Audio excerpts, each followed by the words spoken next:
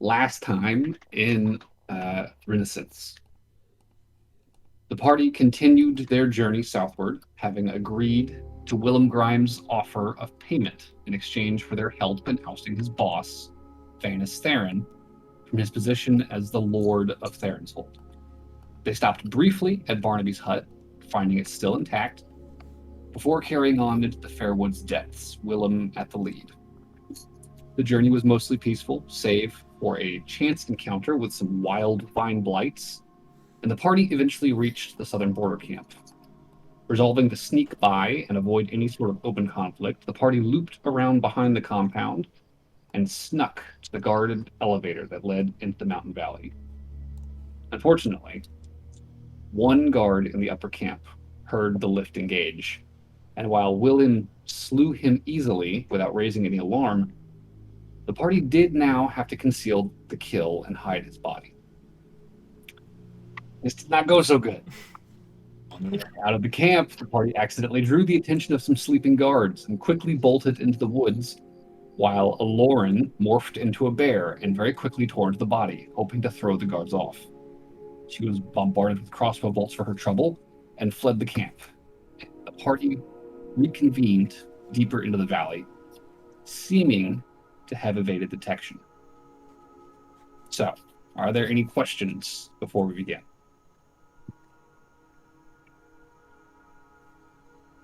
How do you say friend in bear?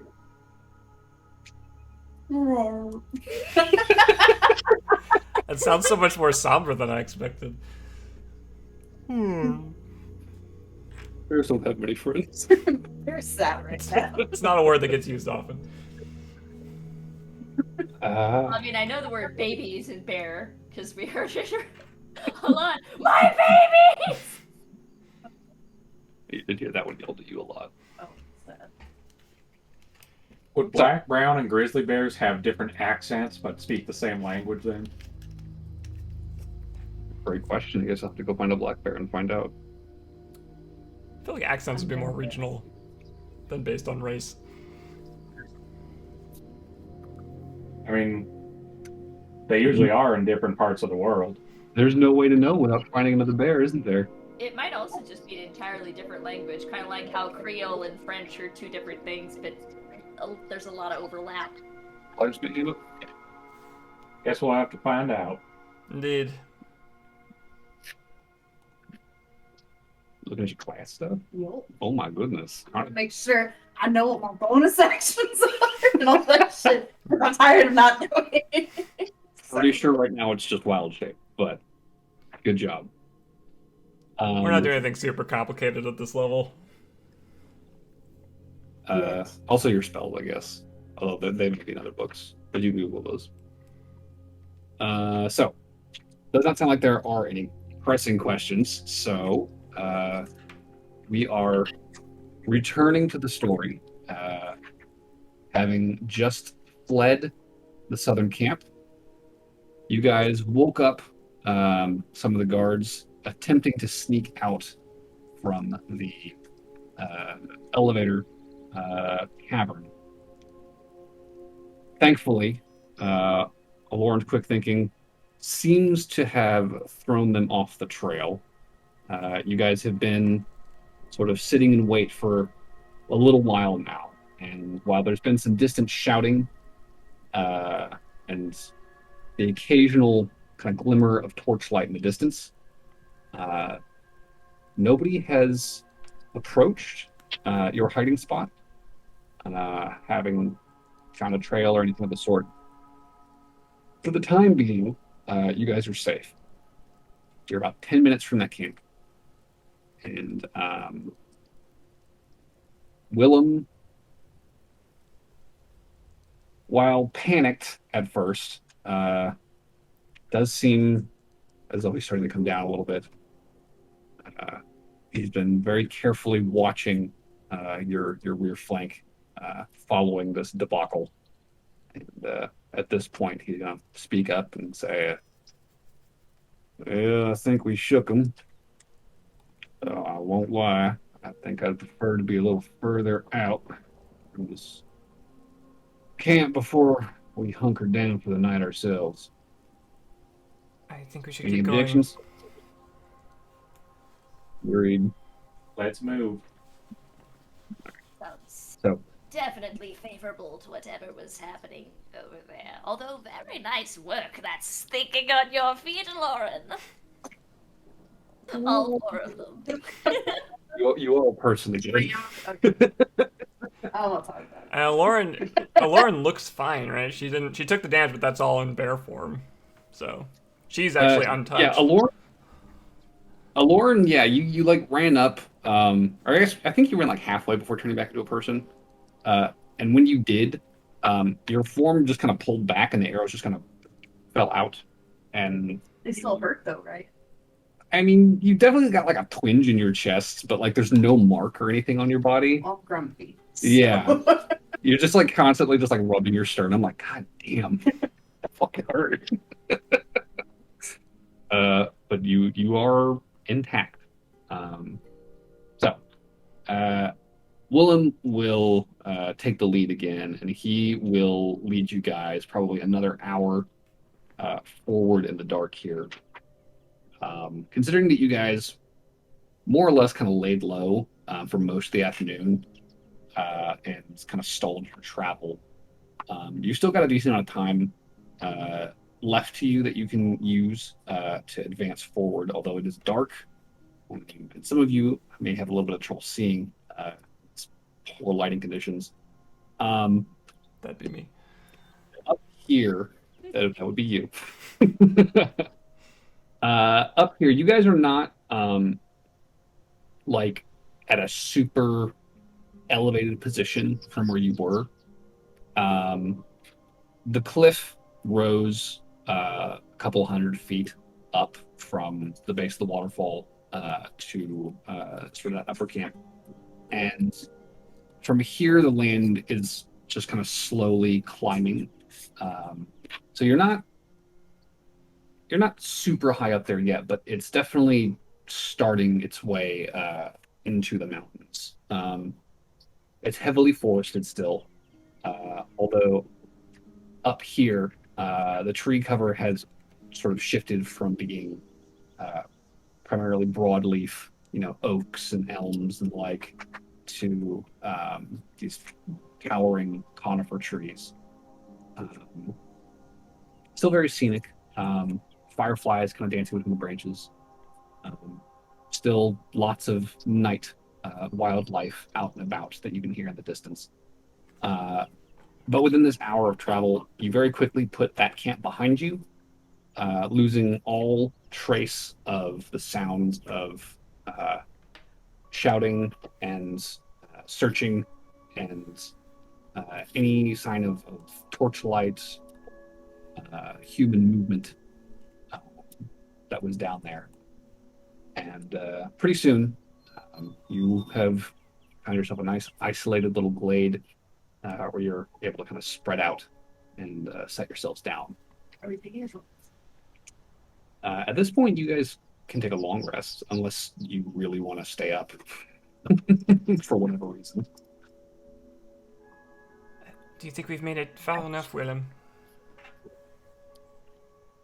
I think up here we've got a decent enough lead on them. Hoping they won't come out this far. And I'm hoping that if they do, at least from here we'll have a decent warning ahead of time. Got a pretty good view down the slope. Figure we'll see them before they see us.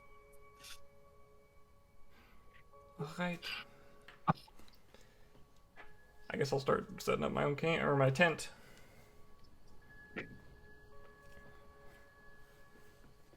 Willem, for his part, is going to take off his hat and kind of wipe his brow and say to you guys, well, now that we're up here, I think I've got some business to tend to.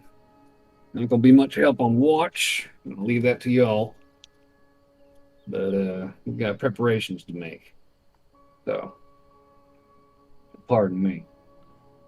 He's going to step off to the side, kind of sit down against a tree, and cross his legs, hat on his chest, and just kind of let his eyes roll back into his head, and he goes still.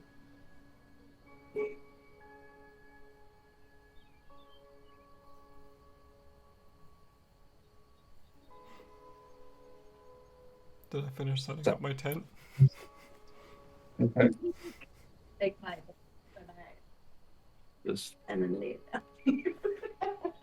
y'all finish setting up camp. Get yourselves nice and cozy.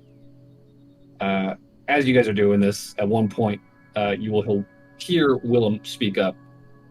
Shouldn't have to remind you, but please no fires. And he goes quiet again. When Willem started this, did we hear any like? Oh, sorry. I was just gonna ask when Willem started doing this, did we hear any like wings fluttering or something, like a bird flying off in the distance? Give me a perception check. Terrible. 10. You did not. Okay.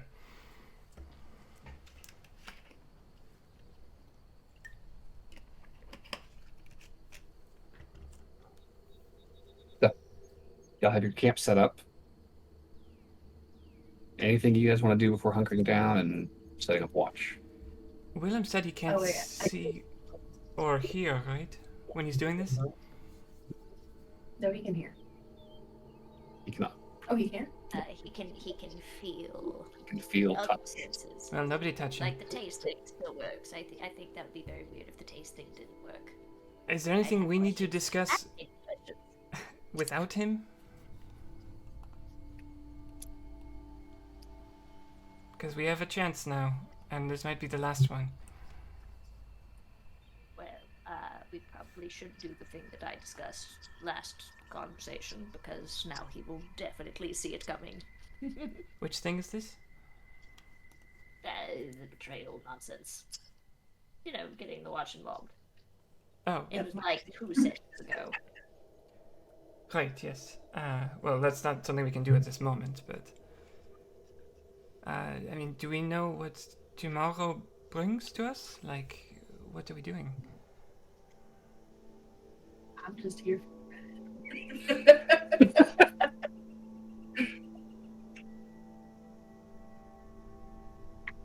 My understanding is Cat does not remember who the fuck Cat is. That's an excellent question. Cat does not. Who's Cat? Just you know, the person. You the mean god Aloryn? She of can be a cat. marionettes and puppet strings. Apparently, she's a big fan of puns. Oh, yeah, I can be. It sounds like there's not much to say to each other right now. Would you two be entering again for this whole lovely dating charade? Oh, yes, I probably should. Can I join you in your tent there, Liz? Sure, if you wish. Burberry sounds very amused by his comment, by the way. If I remember correctly, didn't you openly talk about Gerald in front of Willem before, though? Are we keeping up any actual charade, or does he just think we're keeping this up for him?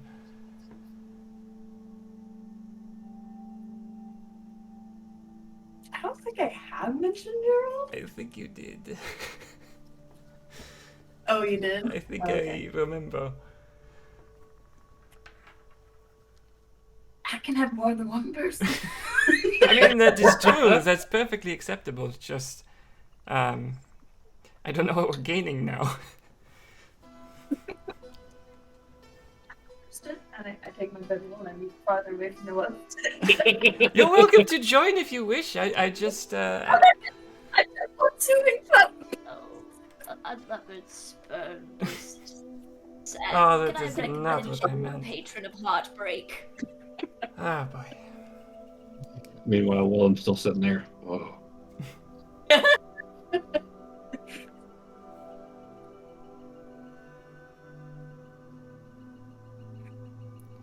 Well, who wants? So we going a long rest then? Yeah. You're in a position where you can take a long rest. All right. Who wants to take watch? It is late at night. It's nearly midnight at this point. I can't see a damn thing, so. I will happily take first watch. I will take second. All right.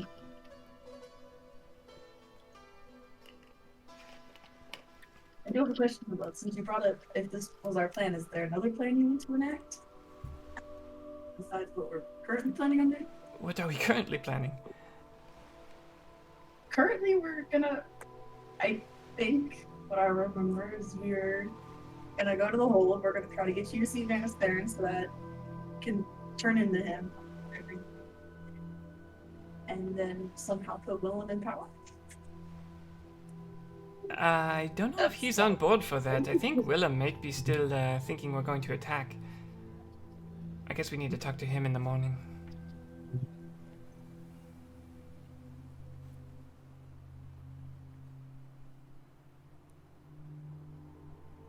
Hey, good talk. Wanna go to bed? Yeah, I don't know. All right. Well, first watch then. Go ahead and give me a perception check, Burberry. 21. Bravo. Well done. As the rest of the party, one by one, kind of drifts off, you remain awake and on watch, and very alert.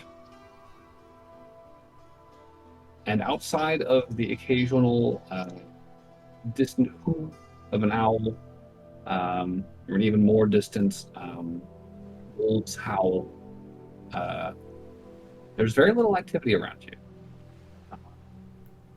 It's really just you and your sleeping friends and the near comatose Willem still leaned up against that tree 2 hours later when you finish your watch. And make sure that Aloryn is tucked in properly. I left. Just like... And yeah, 2 hours later you'll finish your watch and wake up the next person. Can I ask a question real quick? How do John and Barnaby sleep? Like, what do they like? Just put down a bedroll and just flop on the bedroll, or do they hang out in trees, or what? Flop on a bedroll. Don't need none of that hoity-toity stuff. I think, if I remember correctly, it's like, Yeah, and he puts it between the trees. And sleeps in the trees. John does have a hammock. that's what I recall. I also make sure that Barnaby has a blanket. I don't know how to blanket a hammock, or I would, but Fair enough. So, Aloryn, just you rock are... the hammock. Aloryn is roused after a couple of hours. Had a short nap now, and now it's Burberry's turn to sleep. So you go ahead and take your shift on watch. Give me a perception check.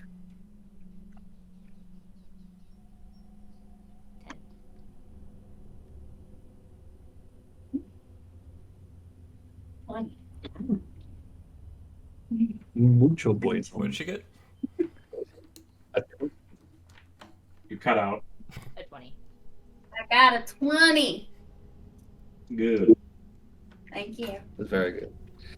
With the 20, you're similarly on high alert, perhaps even more so than Burberry, considering the fact that you were shot twice and are not eager to repeat that experience. So you're just like, scanning the tree line like a machine, just any flicker of movement, anything at all, you're gonna catch it. Is there a flicker of movement? There's not. Yay! Thankfully, it's a quiet night, and your watch passes uneventfully. However, with the 20, one thing that you do notice over the course of your watch,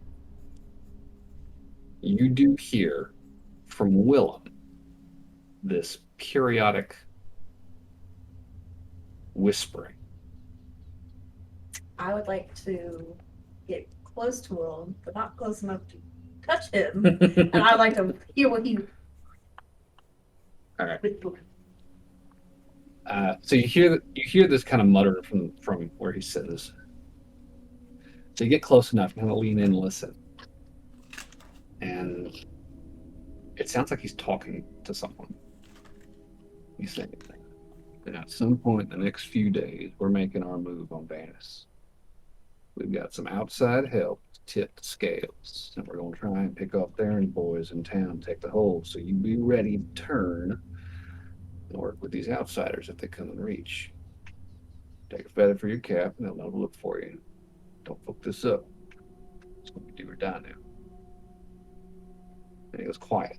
Okay, I'm gonna start off back to where Okay. About 10 minutes later, you hear him start muttering again.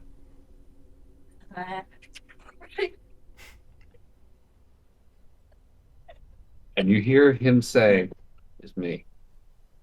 Listen up. Next couple of days, we're making our move. Okay? That help. What I want you to do, when they get there, you be ready to turn and help.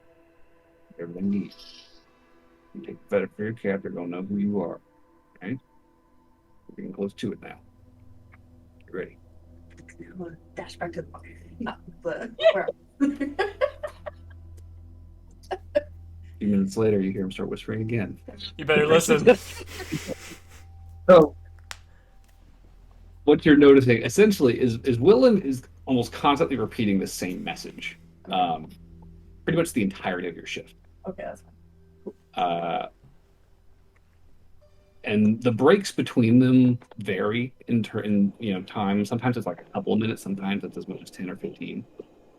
But it's always the same general thing.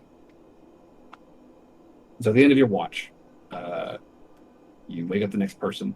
Who are you picking for next watch, by the way? Because nobody spoke up to call dibs. Oh, I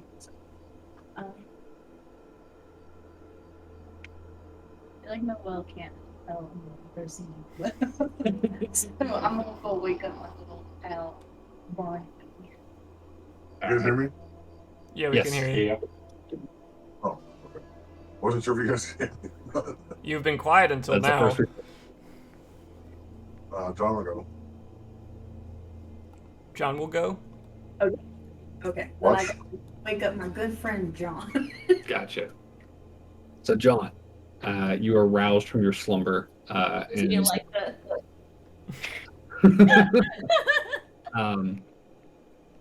as Aloryn wakes you up, you know what? I think you would probably also hear the very faint whispering coming from Willem. Although, without getting closer, wouldn't necessarily be able to hear it. You should listen and see what he says. I I bet it's See really what he important. says? Yeah, super important. And you never know. What if he changed messages? What if he was like, "Hey, by the way, fuck this bitches. It's time to kill him." Get ready to fuck these fuckers We're up. gonna betray this party. Turn into traitor, and they're not gonna know. I'm unconscious right next to them, but they're not gonna hear me because they're fucking dumb. And we're I knew it. he doesn't say any of that. He's repeating the same shit that you've been hearing for the past 2 hours. So John, taking your watch next to your sleeping friends and a whisper murmur machine leaned up against a tree. Go ahead and roll your perception check, please.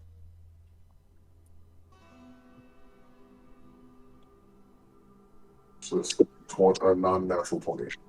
Nah, damn. good Good night? check, guys. Your watch will also pass quietly. You will see the sky begin to lighten towards the end of your watch as the sun begins to rise. You will also hear around that time kind of a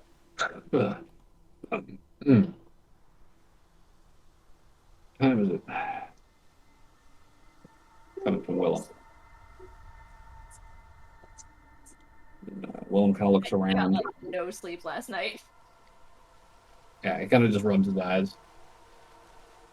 Oh, shit. All right.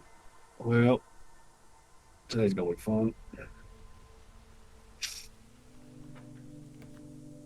How much longer are we on watch here?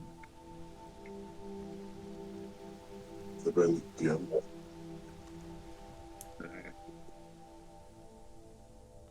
Well, we should probably get ready to get moving then. It's going to take us about a day to get up to the hold. How long did you say it been? Because I didn't hear. It's only about a day. Oh no, I was talking to you, Bled. Oh, you're in the last hour of your watch. Ah, okay. The sun is just beginning to rise, like the sky is going from dark to like that deep blue color. So full sunrise is not far off. So I'll start on breakfast. Breakfast sounds good. Just remember keep to a minimum of fire. Rather than not tip anybody off that we're up here. I think I can make a smokeless fire. You know how to do that? My survival will allow me to. Do you want to try that then? Yes, I would like to do that. Okay, smokeless fire. Then go ahead and give me a survival check. Oh yes, for the plus ones. That would be a 19. Did I say plus ones? I was plus 4.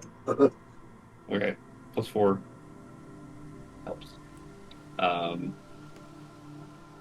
19. I'll say it's not perfectly smokeless, but um, it is very small and it is very light. And for now, at least, while the sky is somewhat dark, this column, this very, very thin column of white smoke, is not exactly super visible. That could change in direct light, though. So, whatever you're doing, you might want to be quick about it. You have less than an hour. Shouldn't take an hour to cook. Oh, I have to cook, but whatever it is. Okay. So, breakfast for 6 people. And once you're finished, I guess, put that fire out pretty quick. The sun's starting to finally crest, and the sky is lighting up a bright gold. Overhead, you can see it's nice and clear. Very minimal fog on the ground. Generally looks like it's going to be a pretty nice day for walking. I'll waft the smell of the food over towards the sleeping people. Yeah. One by one, the rest of you are going to start waking up, and you're greeted the smell of a hot breakfast, cooked meat, and whatever else John has prepared. So, Nondescript Sounds breakfast. good. nondescript rations, but warm. And yeah, you guys are able to eat your breakfast. You've recovered whatever spell slots you've spent, any other features from your long rest. And over breakfast, Willem is going to fill you guys in. So I spent the better part of last night spreading the word amongst my boys up in Theron's hold. So they know we're coming.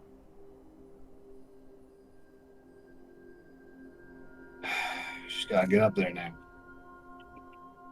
And get a handle on what it is we're doing. That was what I was Once going we're to there. ask. Right. Well, way I see it. Shit, I'm gonna need some sleep when we get up there first. Whatever we're doing it fucking tomorrow. 'Cause I'm dog fucking tired. But what we're doing up there. So Theron's hold is not big. All right. It is a fairly small village. Lots of outlying farms, but the village itself is mostly either Baron's immediate household servants, mercenaries, or village craftsmen and the like. Right. So the area around the manor itself is going to be somewhat uh, dense with backup. So here's what I'm thinking. If we set up a diversion somewhere outside of town to draw out some of Theron's men, I think we can improve the chances of this going smoothly, drawing them out and taking care of them away from the manor before we actually move in and cement our claim, so to speak, right? Otherwise, it's confronting the manor and some 50-odd motherfuckers, the captains and Theron's personal bodyguards. Use this distraction. Well, that I would leave to you. Personally, I'm not exactly picky about that. The important thing is getting armed men out of the village and subdued. So, we got a day to brainstorm. I'm all ears. Do you have names or descriptions of these captains, the people to watch out for most?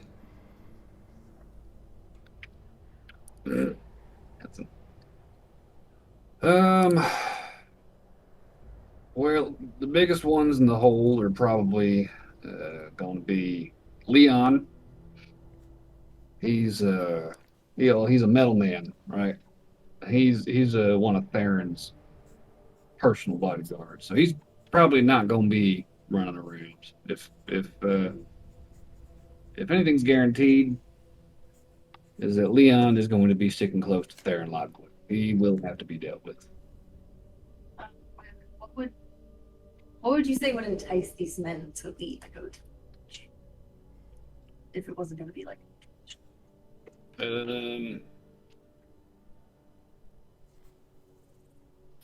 would a bear?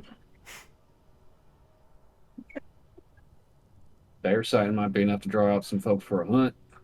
It's not a terrible idea. Sorry. We don't want you getting shot again, though.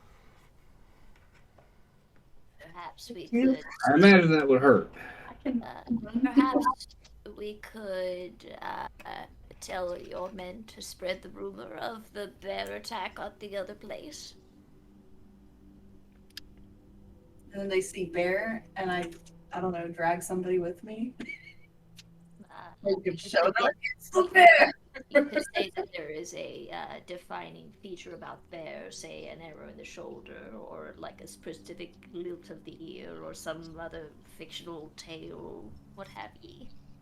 I would preferably not like to have an arrow stabbed into my Not like an actual arrow, but like as an example.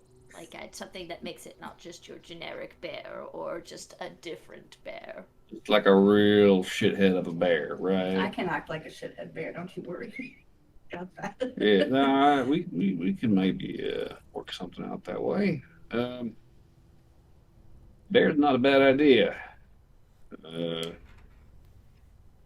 My first instinct was start a fire, but don't know that I really want to be destroying nothing necessarily, if we can help it. We could do both.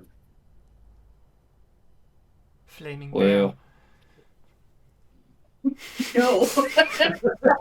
No. that sure will get things running, I'll tell you that.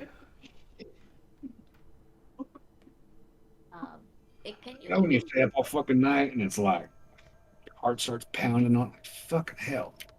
question, Aloryn, whenever you Mm. turn into a bear, can you like adjust your coloring, or are you just I can.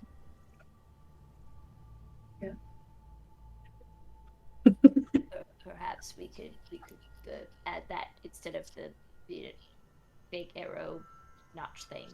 I could turn into a white bear. Those are in There's not many of those around here. this area. That Big bear. is definitely true. Well, I would like to offer my services. I mean, even if you're not in favor of my previous plan, I could still do some Okay. scouting and espionage. If we can just pull one guard away, I can become him and get a view of the area if we need it, or anything like that. And actually, I was thinking, so I don't have to go alone, if Aloryn could turn into something very small, like a little bird or a spider or something, she could be kind of on my shoulder.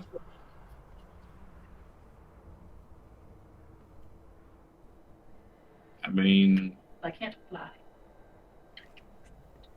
if y'all have a need, you're more than welcome. Trust that y'all can handle yourselves in this respect.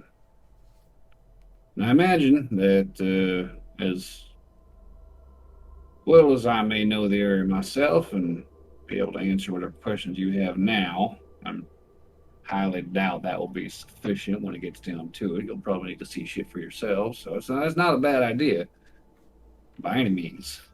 Get a look over the lay of the land, so to speak, before y'all make your move. Commendable. We don't have to, just throwing ideas out there. Yeah, I Would mean, the best time to do this be at night or during the day, in the early morning? How often do the guards do a walk around? town usually has a handful of folks walking around. Well, I mean, Um, if they're as separated as the patrol was last night, it'd be quite easy to take one and put one back in. That's what I was thinking. that's true. That's true. It's important. Town is usually Earthquakes. so what about earthquake? It's, sorry, I was being metaphysical, metaphorical, meta something. I actually can do an earthquake. I don't think we need an actual. Wait, you can turn them in an earthquake? I believe so. I get tremor. Do you? I'm pretty sure I do. It's either a level 1 spell or there's a cantrip that shakes. That would be a very small area. That might be druid craft again. That's true. Thaumaturgy, I think, can do that a little bit. Look it up, and it tells me I can do things. No, what's true craft is not true. That would be an excellent way to get somebody out of their house. No, it's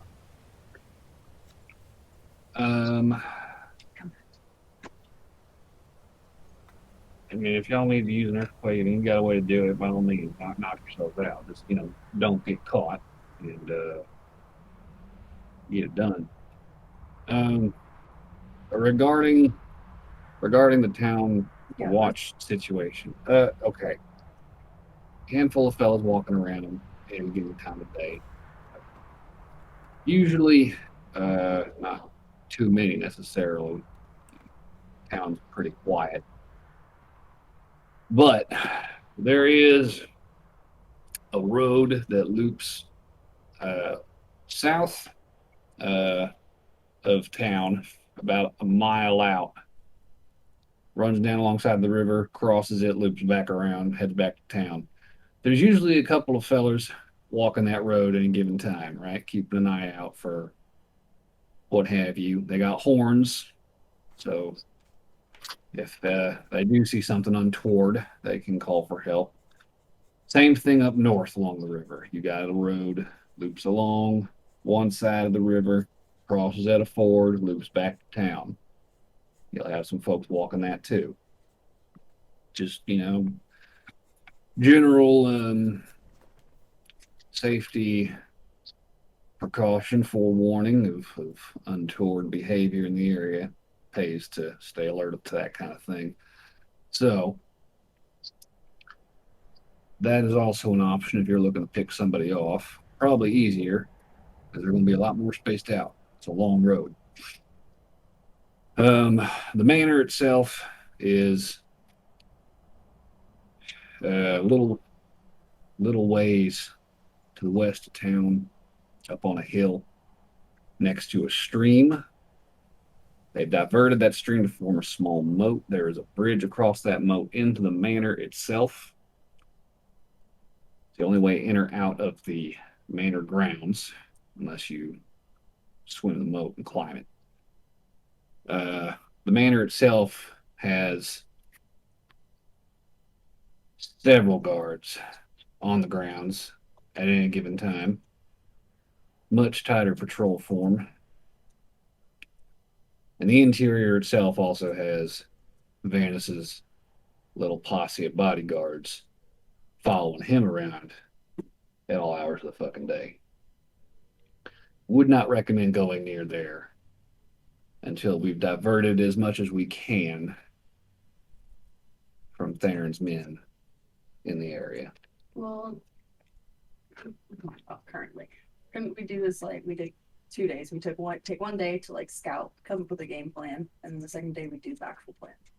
So the first day we pick off a guard, go look around and stuff, and then figure out what we're really facing, just to make sure, because we don't know anything about what's happening. I think that's perfectly reasonable. Worth asking, we could actually save some time if you just had one of your loyal guards come out and swap places with me voluntarily.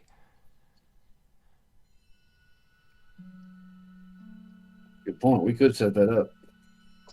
Seems easy enough. Also, you never finished telling us who to watch out for.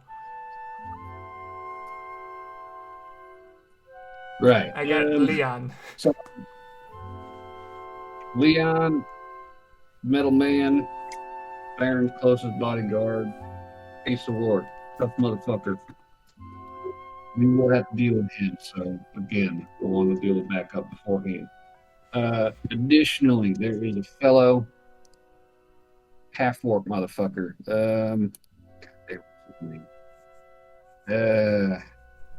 Tolkai Birch. He is from well out of town. Mercenary fellow. Brought some of his boys home several years back. And, he is also one to be careful of. Tough motherfucker.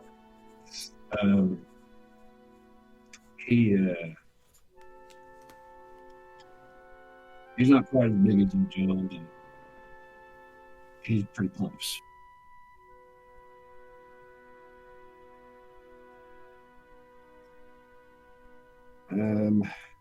Those two are kind of the biggest names in town. From what I heard last night, it sounds as though the other two lieutenants are currently manning the northern camp. They will not be a part of the equation for at least 4 days, maybe 5, after word gets out of town that shit's going down. So we've got well over a week if things go that bad, which they shouldn't, mind y'all. But we can safely assume the northern camp will not be a factor here. Southern camp could be a problem. somebody gets back there, it's another day back. That's 30 odd men that we left back there. So don't let nobody run south. I thought it was 20. Good. We still folks the northern game. Or not the north. This. God, I'm fucking tired. The waterfall camp outside the elevator shaft. There's about 10 folks there. Oh, right, yes.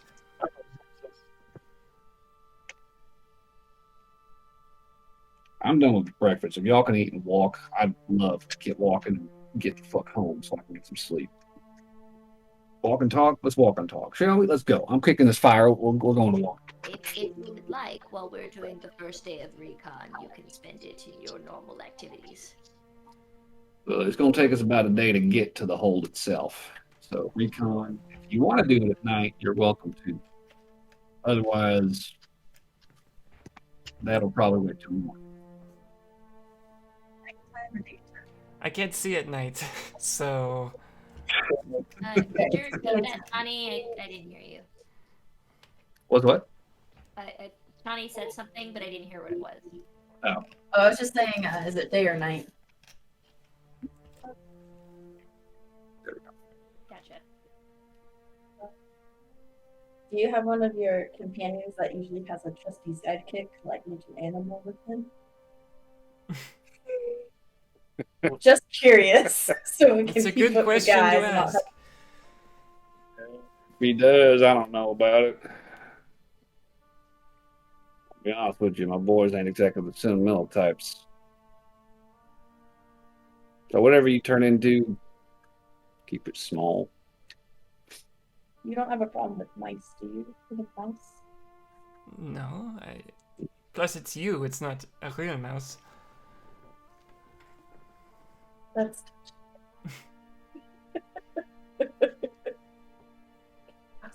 Wait, so you're scared of actual mice?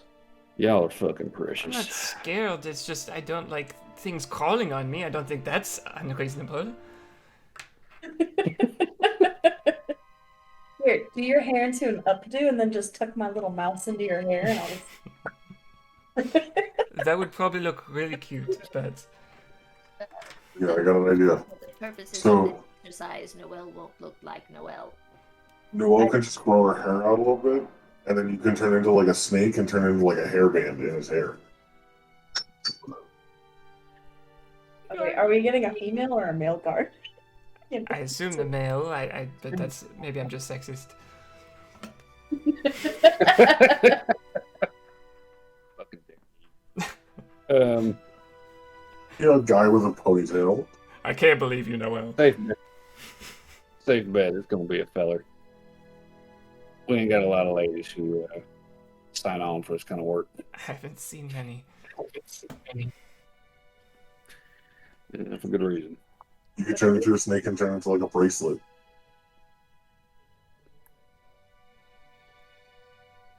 Would they let a stray cat into the hold, or would they just be like, kaput, and like kick the cat? I mean, we got cats. They're around. They're good for catching rats. Now I'm afraid to be a mouse. I mean, maybe it would just be easier without the whole guard part. Maybe you should just go in as a cat and look around. If there's cats around, then nobody cares. I mean, I keep your distance from any of the ornery looking fellers. They are liable to kick. But cat's probably a safe bet. Guess I'll be a cat all my lips. I can come if you wish. I am just offering ideas. No, that's fair, because then you don't have to act like a person, and you don't act the part. No one's suspicious of you. It's one less I'm a loose cat. thread. Yeah, I'm a cat, so all I can do is meow. So if someone kicks me, I can just go, shh. Well, I'm just gonna think twice because I'm a fucking cat. heads up. If somebody kicks you and you take enough damage, you turn back into yourself. Yeah. Okay. You know what? So I was You get that one asshole who's just like, I'm gonna kick this fucking cat. Goes chasing you. Come to your house and I kick your dog. The guy who, Kick when my he's dog. driving down the street, he swerves towards the cats he sees. It's that asshole. Yeah, it's that asshole. I'm sorry, I just had like a vision. Like I'm in the hold, I get kicked, thrown, and then I'm just sitting there on 4 legs, like just a person, and I'm like, yeah. Yeah, it could actually go that bad if we're not careful. Did that fish fucking meow? Fish are meowing, cats are blubbing. Cats are turning What kind into of world is fish. this? Okay. All you gotta do is just turn into a dog and roar like a bear. You know, if they kick me. Now you're just getting silly. And we weren't before. Yeah, back up. Save yourself at least. In that case, you better make sure that motherfucker's dead.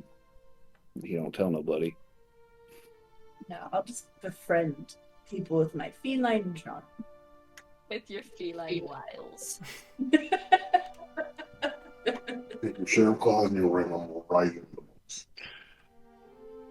People like me. Likeable. Right, guys? You're incredibly likable. Oh, likable. Wow. Not even a single fucking yes. I said yes. Liberated. I Oh, feel scorned now. It's alright. You don't And now have I know where we truly stand, Noel. You are determined to make sure it seems like I don't like you. Don't know. After last night's conversation, I don't know if you do. They'll have no fear. She doesn't like you, she loves you. Well, you should know that. I would say that things are getting intense. They'll have no fury Uh, like a scorned Well, woman. it's not in a tent, so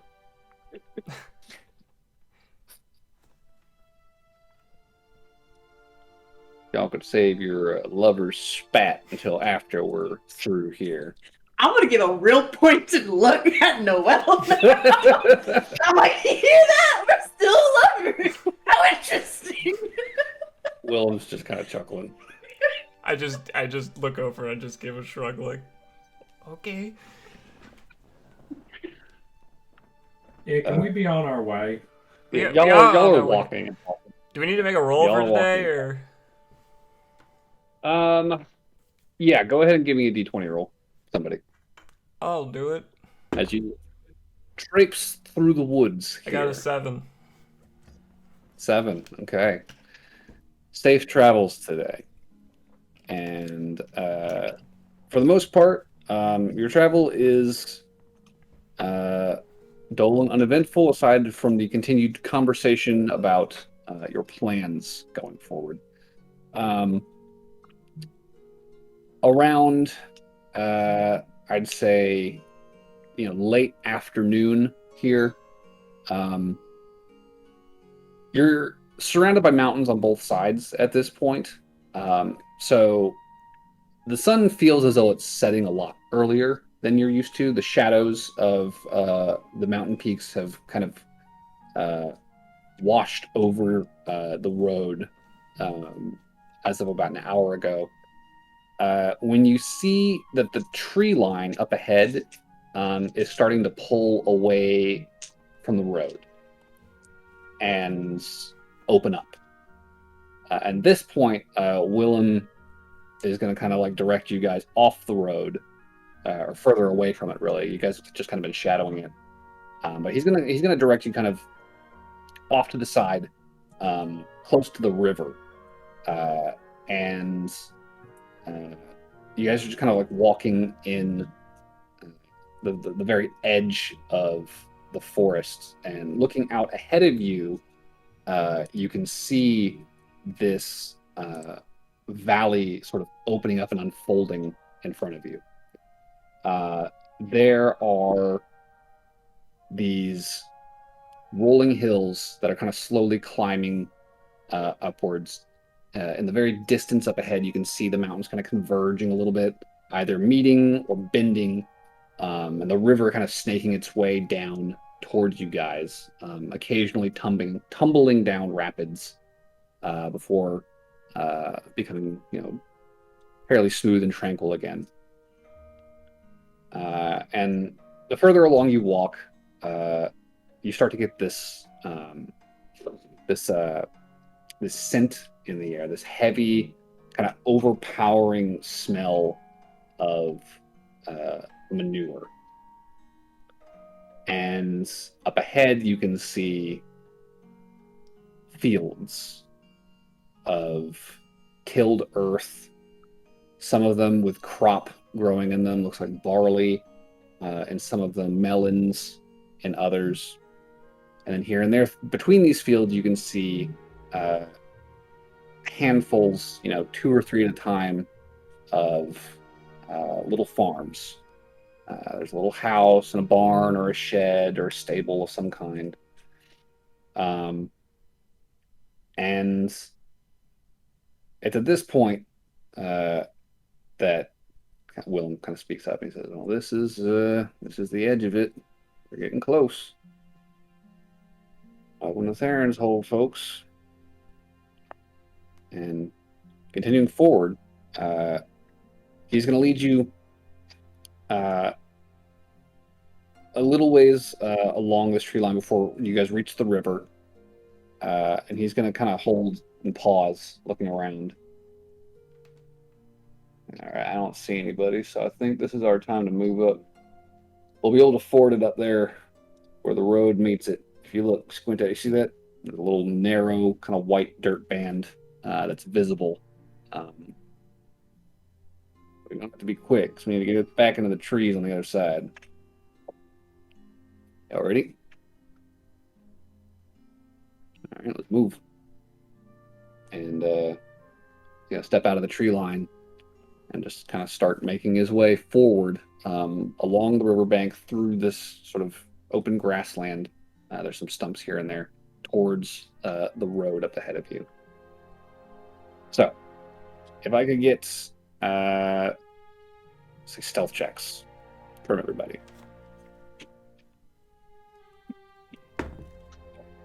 10. 20. 10? 10. 10. 19. Okay. Oh no. 19 point. 21. 11. 21, 11. Okay. Could you go up what? Barnaby's telling a long tale and he's completely forgot about what he's supposed to be doing. That's a 6. Barnaby's not really, you're not really paying attention. You're just kind of talking the whole time. Like, so anyways, I was fishing and we were, as you guys are getting up the road, Willem just kind of turns back to you. He's like, "You realize we're trying to be careful and quiet here, right? Shut up and come on. Why, is we here already? We're real close. Come on, cross the water." And he's still got his head kind of on a swivel, like on a lookout, and is just kind of quickly ushering you guys across this little ford. Thankfully, the party rolled well enough that whoever might be out here does not seem to give chase or follow or make any notice of you, because by the time you get across the river and back into the tree line and kind of continue on your way north following this river in the distance, seem to be in the clear. About 10 minutes before you see another person, and you see one guy slowly kind of just meandering down the road, minding his own business, kind of kicking a rock or something. Takes off his hat and kind of feigns himself, looks around lazily. Yeah. Does not seem to have noticed anything. Willem just kind of looks at you, Barnaby, like, 5 more minutes. This would have been a lot different. Been a lot madder. All right. Good thing we got here then. As long as we're clear. He will very, very, very tightly, like, grab you by the shoulder, kind of dig his fingers in. Like, good. Keep walking. And following Willem along the tree line now on the other side of this river, moving northward, you guys kind of watch as this countryside unfolds in front of you. These rolling hills, spread wide with fields of crop, and drawing close to one of the more outlying farms that's fairly close to the tree line. You guys actually do make note that. Oh my goodness, she's in the little hammock. I'm sorry. That's the first. Yeah, she's never done that. It's like, is that baby? I have to go. Yeah, she's peeking. Drawing close to one of these outlying farms, you guys see that there's a decent amount of actually activity around the farmhouses. You see that the family who lives here, it definitely looks like a pretty sizable family of halflings, are out tending to a plot close to their home that is filled with these like 2 to 3 foot tall stalks that they're almost as tall as the halflings are themselves, which is kind of funny to watch them having to like reach up to get to the tops of the flowers. A lot of them have these bright white or violet petals unfolding from the tops of these plants. Others, it looks like the flowers themselves have fallen off, and it's these that the halflings are paying very close attention to. They're kind of pulling the stalk down and inspecting the bulb underneath. Some of them they're letting go. Some of them they're actually pulling closer and drawing a knife and cutting a little bit at a time. And others, you can see they pull down, and there is this residue, this sort of brown, tacky substance that's like formed around the bulb that they are peeling off with a knife and stowing in these jars that they've kind of got set up around their feet. And you see this taking place at almost every farm you guys pass. Do we know what it is? Or can I roll a check to see what it is? Go ahead and give me a nature check. I'm a druid. This should be good. Never say that. That jinxes it.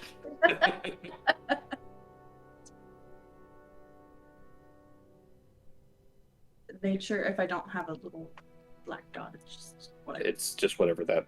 No, if you don't have the black dot, then it doesn't add your proficiency to it. So you still add the bonus for it. Okay. I got a 14. 14? Okay.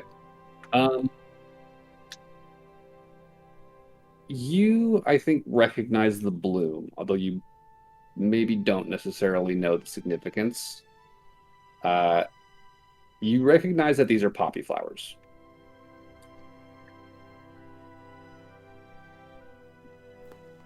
Sorry. And you see these flowers being tended to by every farm you pass. Every single one of them has 2, sometimes 3 plots right next to the houses that are set up where these flowers are being very carefully inspected. Some of them scored with these little knives. Others of them sort of peeled of this residue that is formed on the outsides. And as you guys pass these farms, Willem does kind of take note of this himself. And you see on a few occasions he actually kind of smiles a little bit. Everything looking good. Or carrying on. Can I just ask Can him, I ask like, what this is all about? Yeah. I told you Theron is in the pharmaceutical business. This is where it comes from. But what is it? It's poppy. You're not And very what's good its at use? that. Yeah, what does it I know call? a pop is. Out of character, I know what this Yeah. is. Well, poppies make poppies milk. You might be familiar with it if you've ever broken a bone or suffered a terrible injury of any kind. And Your apothecary was worth a damn. Might hook you up with some of this stuff. Hell of a painkiller.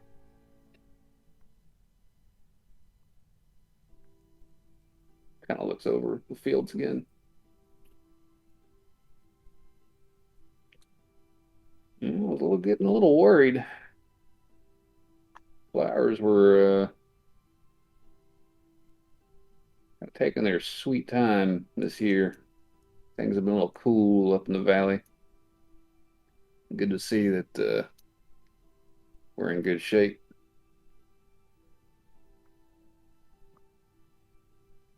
Well, I think we've probably got another couple hours here before we're home. Thank fucking gosh. I'm dead on my feet. That's where I'd turn into a cat and at night go scope out the place. I mean, if you want to come back out here. But Willem is continuing to lead you guys forward. No. Oh, that's up to you if you want to do that. We haven't arrived Continuing. Yeah, you are on the outskirts of the settled area of the valley. Got it. Okay. And you've been walking now for probably 5-ish hours, 5 or 6. Over the next couple of hours, you will see the farms become more commonplace, more densely packed, as dense as farmland gets. You know, it's still very rural, but it goes from like 1 or 2, kind of visible the first hour of your walk to like 6, 7, 8 in any direction. You're able to see kind of spread out across the horizon, both sides of the river. I have a random question. Hmm. Does he know anything about a tranquil plane? If Theron might possess one. A tranquil pain. Plane. It's like a mirror. Fancy mirror. It Magical mirror. So it was a pain, is what I told you it was. Oh, a pain? Yeah, DM, it was pain. Oh, I heard plane. Like a pane of glass? Yes, a pane of glass. I mean, both make sense. Tranquil pain. They do. But Anyway. canon is pain. Okay, pain. Okay. Willem very subtly correcting as the DM. Tranquil pain, you said. I'm going to be honest with you. I have never heard of anything by that name. Does he have a fancy mirror? He's got a lot of fancy shit. He's rich. I don't know if it's this specific mirror you're looking for, though. Might be something to look over the estate once we have the run of it.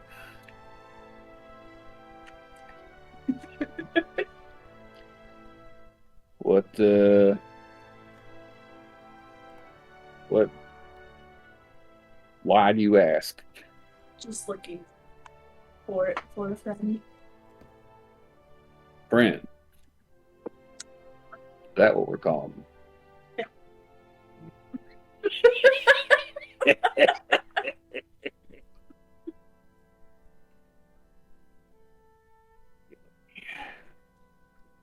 I'll just keep walking. So, the farms are becoming more commonplace. The sun is slowly sinking over the mountains. And it's getting to the point now where the valley itself is fairly dark. The sky overhead is sort of a vivid orange red. And up ahead, you can see a cluster of lights on the riverbanks.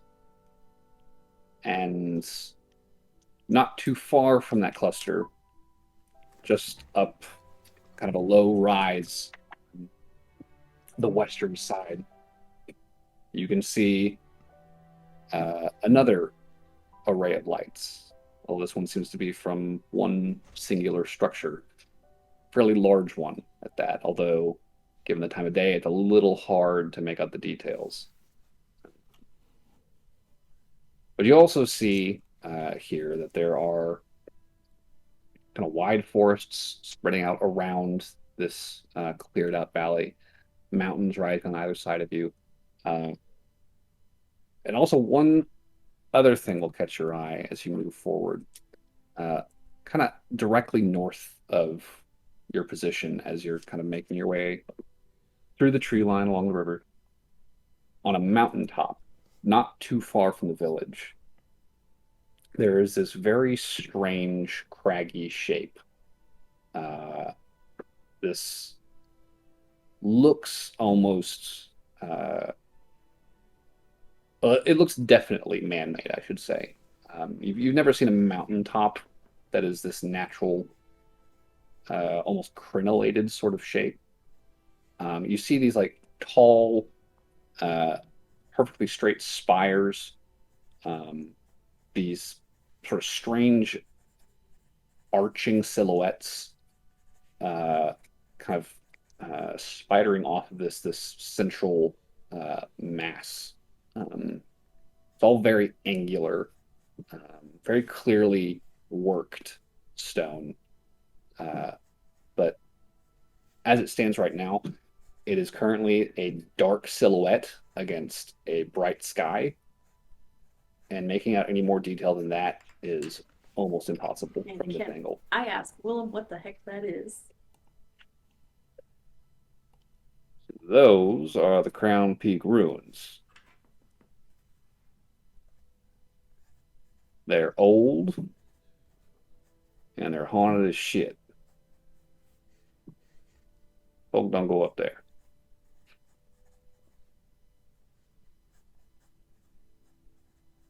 Sounds like an excellent place to make camp. Honestly. Well, it's also not a terrible place to build a house if you're looking for some privacy. That's why I did it. Oh.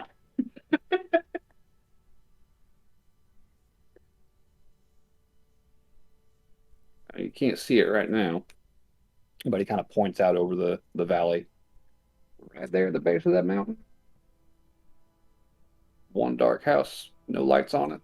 Can't see it right now, but it's there. That's where we're going. Are we passing by the whole Oh, is it actually haunted, or is the ghost as made up as Siglig was? Siglig. That's the god that I proselytized on. He does not remember that at all. He did not internalize that. You can That see is it on his face. Yeah. Uh, Ghosts, no. Not to my knowledge. But old, restless dead? Yes. I was interested. Sounds like a place I want to look at when we're done here. You and me think alike. If you are so inclined, I'm going to be able to give you a tour one day. As I said, it's old. There's probably stuff there, and I want that. I'll hold you to that. Yeah, right. Perhaps they have yet to know the Free way. Willem 4. I'm writing that down. You guys keep walking. You are currently sort of circling wide of the village itself. So the river sort of makes its way on a vaguely north-south bent. The village itself is on the that's the wrong side for you guys. Village itself is on this side of the river, right? The manor is over here, and Willem is sort of leading you from the south up to this spot right here, right? You're kind of passing behind the village buildings at this point, still sticking to the tree line. You're kind of up in the hill on the slope of these peaks a little bit. And at this point, you can hear the sounds of voices down below. It being evening at this point, people are closing up shop. making their way to what is very clearly the village tavern. You can see that this one building on like just the other side of the river. Pretty decent crowd outside making its way inside. Faint music coming out of it. Decent amount of laughter and voices and the smell of ale almost kind of wafting up over the river towards you. Smells like a party. But you guys continue onward and eventually kind of pulling away on the north side of the village now, having passed it. Willem sort of steps out of the tree line and makes his way down to the road itself and leads you just a little bit around a bend up to a fairly modest two-story building. Pulls a key out of his pocket, sets it into the door.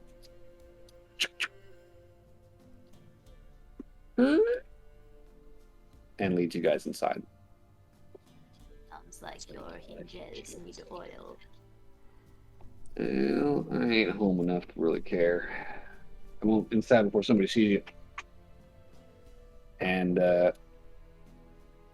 leading you guys inside, you find yourselves in Willem's home.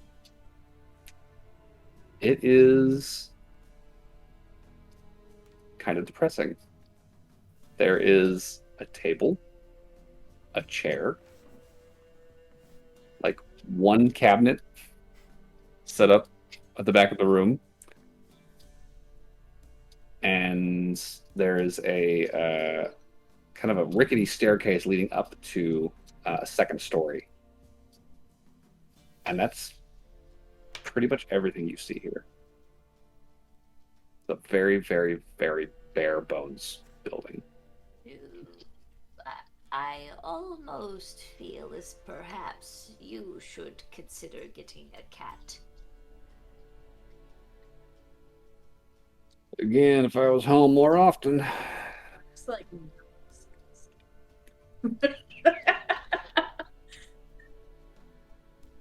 He just looks at you.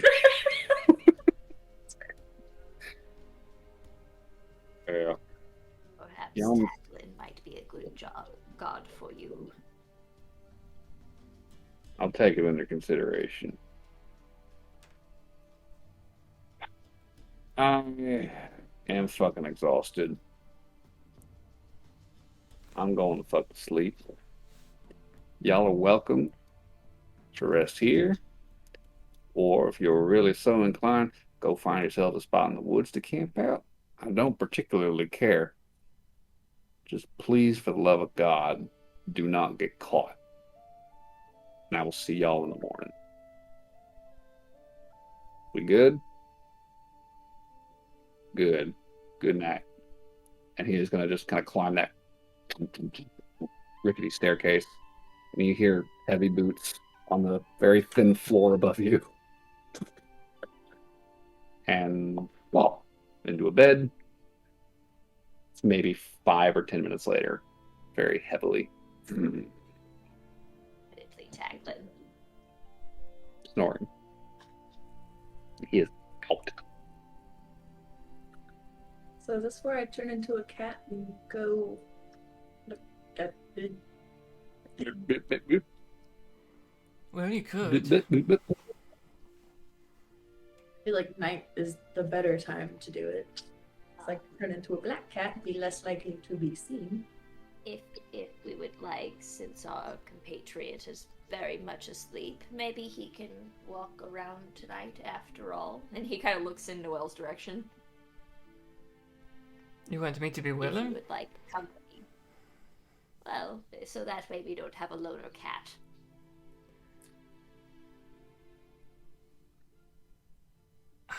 I don't know if I would be a good Willem. I mean, I just don't know anything about this place.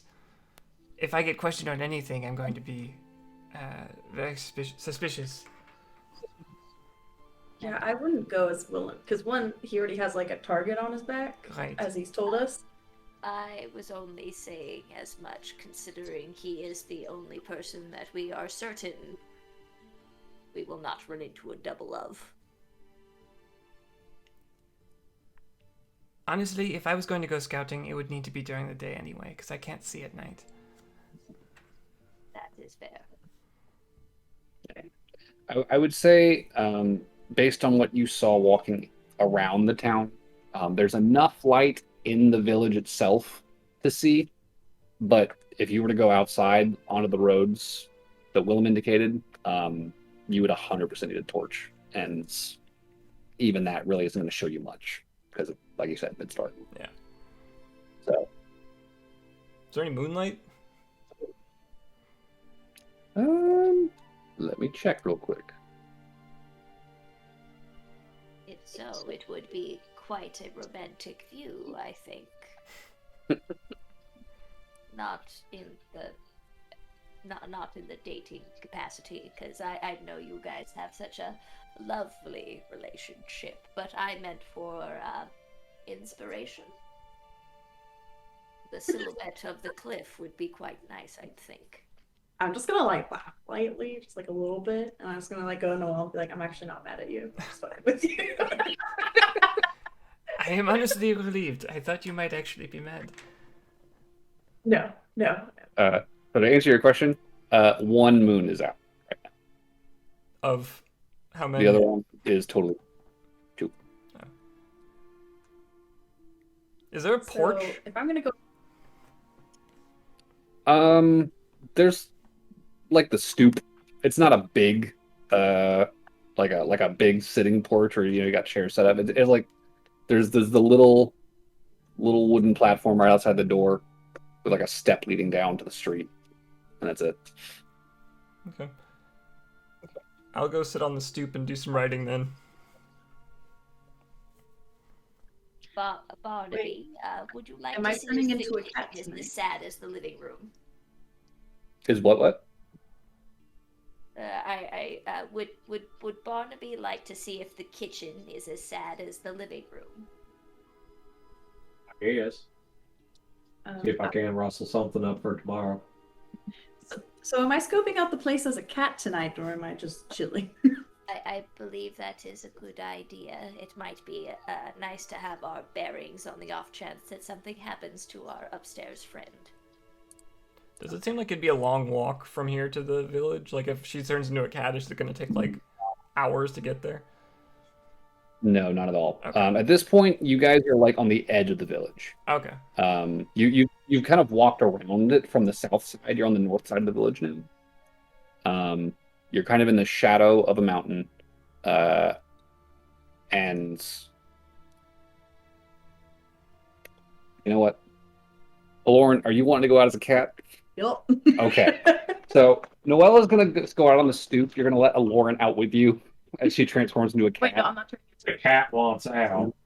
I'm gonna wait until I'm close because I have a time limit for cat form, so I'm gonna like get as close to town as I can before someone might see me, and then I'll turn into a cat. Okay. You are pretty close to town, so fair. That's fair. I think your time limit's like an hour in it. I believe I it's think an an hour hour. right now. For shade. Yeah. So you got some time. I got to work.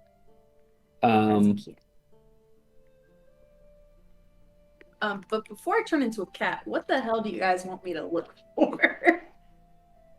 Oh, good question. I'm ready. I got a little post-it note. You just tell me what information you I want. would think that a general layout would be good, as well as perhaps where guards are posted. Entrances This to might Serpent's sound- Hold? Yes, like imagine you were a cat burglar. Anything that you would need to steal something would be the information you are looking for. Do you want me to go into the hold? Probably not. And search? Okay, so the village is called Theron's Hold. That is the hold. There's also the manor, which is actually where he lives. Which is not in the From what we village? see. The manor is kind of off to the side of the village, on the opposite side of the village from Willem's house. Okay, so she could still go scope it out.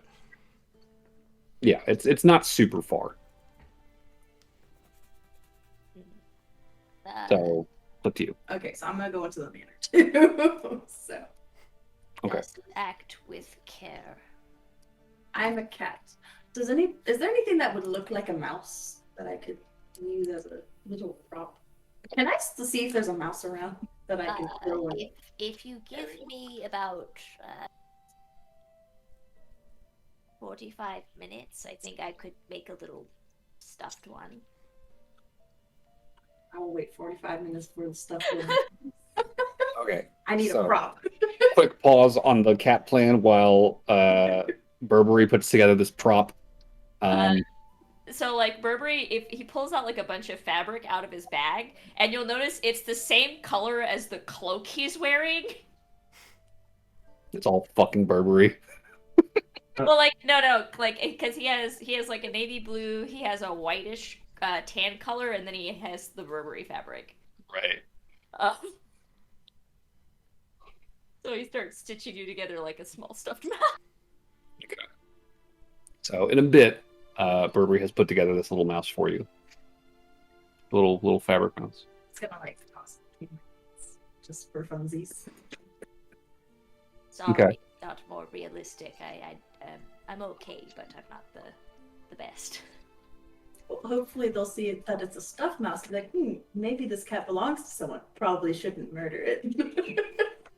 Would you like maybe a small bit of string to serve as a collar as well? Yes. This is just getting cuter and cuter. Yeah, I just want to be the cutest cat so that no one wants to kick me. So Burberry makes like a little rope, and then he makes a tiny like bow, like a fabric bow. I'm just gonna purr and rub myself on people's legs like I'm cute, right? Oh, I'm a cat now. I turned into a cat. So you're a cat. I'm a cat. You've got your cat bow. You got your And cat I'm mouse, and you are ready for a night on the town for the next hour at least. So I'm sorry, I don't have a bell. so Aloryn is gonna prance past Noelle as Noelle is sitting on the stoop in the dark writing. And I'm like flick my tail. About me. That's what my cat voices say. but all you hear is, and then she's off. So Aloryn, you head. We got distracted by the mouse. Were there any other questions? Whatever. Things I should look at. I like Burberry's suggestion. Just treat it like you're trying to rob the place and just look for any weaknesses or guards or anything like that. Okay. So heading along the road, making your way downtown. Oh, Really, and this time. if you see a half orc or a metal man, make note of them. Okay. Was it half orc? I think he said half orc. He was a big half orc. Okay, big half orc or a metal man. So, Man, heading down the road from Willem's house back to the village, be like, I don't know, should we really kill him? you start to see buildings on either side of you. You see a fork in the road. One way heads back south the way you came. The other way heads to a stone bridge that spans the river and takes you to the bulk of the river, the village proper. So I assume crossing the bridge, right? Okay. Making your way across the bridge, you pass like one guy who's kind of tottering home with a tankard in his hand. He's like, puss.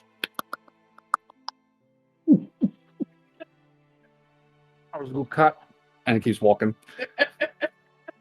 Doesn't even like pay you any more mind. And coming down off the bridge, you find that the village is kind of just this sprawl of buildings with very kind of loose roads winding around, and these kind of large, just kind of loops They're not really. It's not really like a really nicely planned little settlement. They're just kind of like we built some houses along this row and here and there, and we just kind of walk between them as we need. There's a portion of the village down here, right on the riverbank. The land sort of rises up from that bank and flattens out again, and there's more of the village built out up there, with a couple of paths up relatively forgiving slopes that are easy to navigate. It's not a large place by any means. And as you kind of wind your way through the village, it's not looking like there's not like a ton of stuff here. How many guards are? So give me a perception check.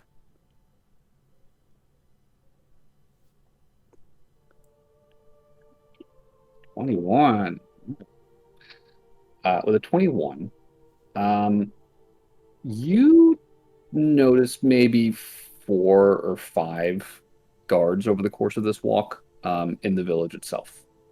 And these guards aren't really like, spears and shields and chainmail dudes. Like, by no means are these official town guard types. These are the same rough and tumble looking,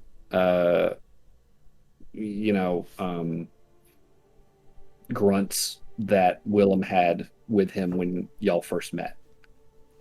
Dusty coats, leather armor underneath, wide-brimmed hats. Some have hatchets, some have short swords at their sides. Almost all of them have a crossbow or bow on their backs. And not even all of them are really like on patrol per se. 2 of these guys you actually make note are at the bar, the tavern in town, drinking with everyone else.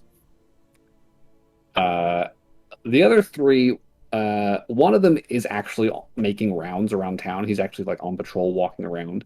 The other 2 are kind of at the top of the hill overlooking the town, on somebody's porch. Maybe theirs, maybe someone else's, talking to each other. So we're on a hill porch. So the town is kind of like they're like the town up on the slope. There's the main town down by the river.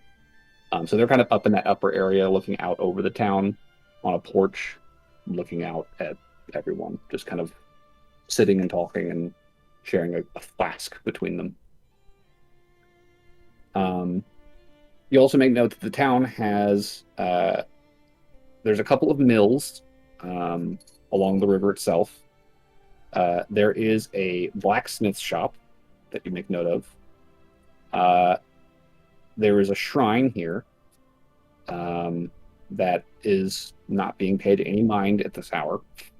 What's the shrine doing? Give me a religion check.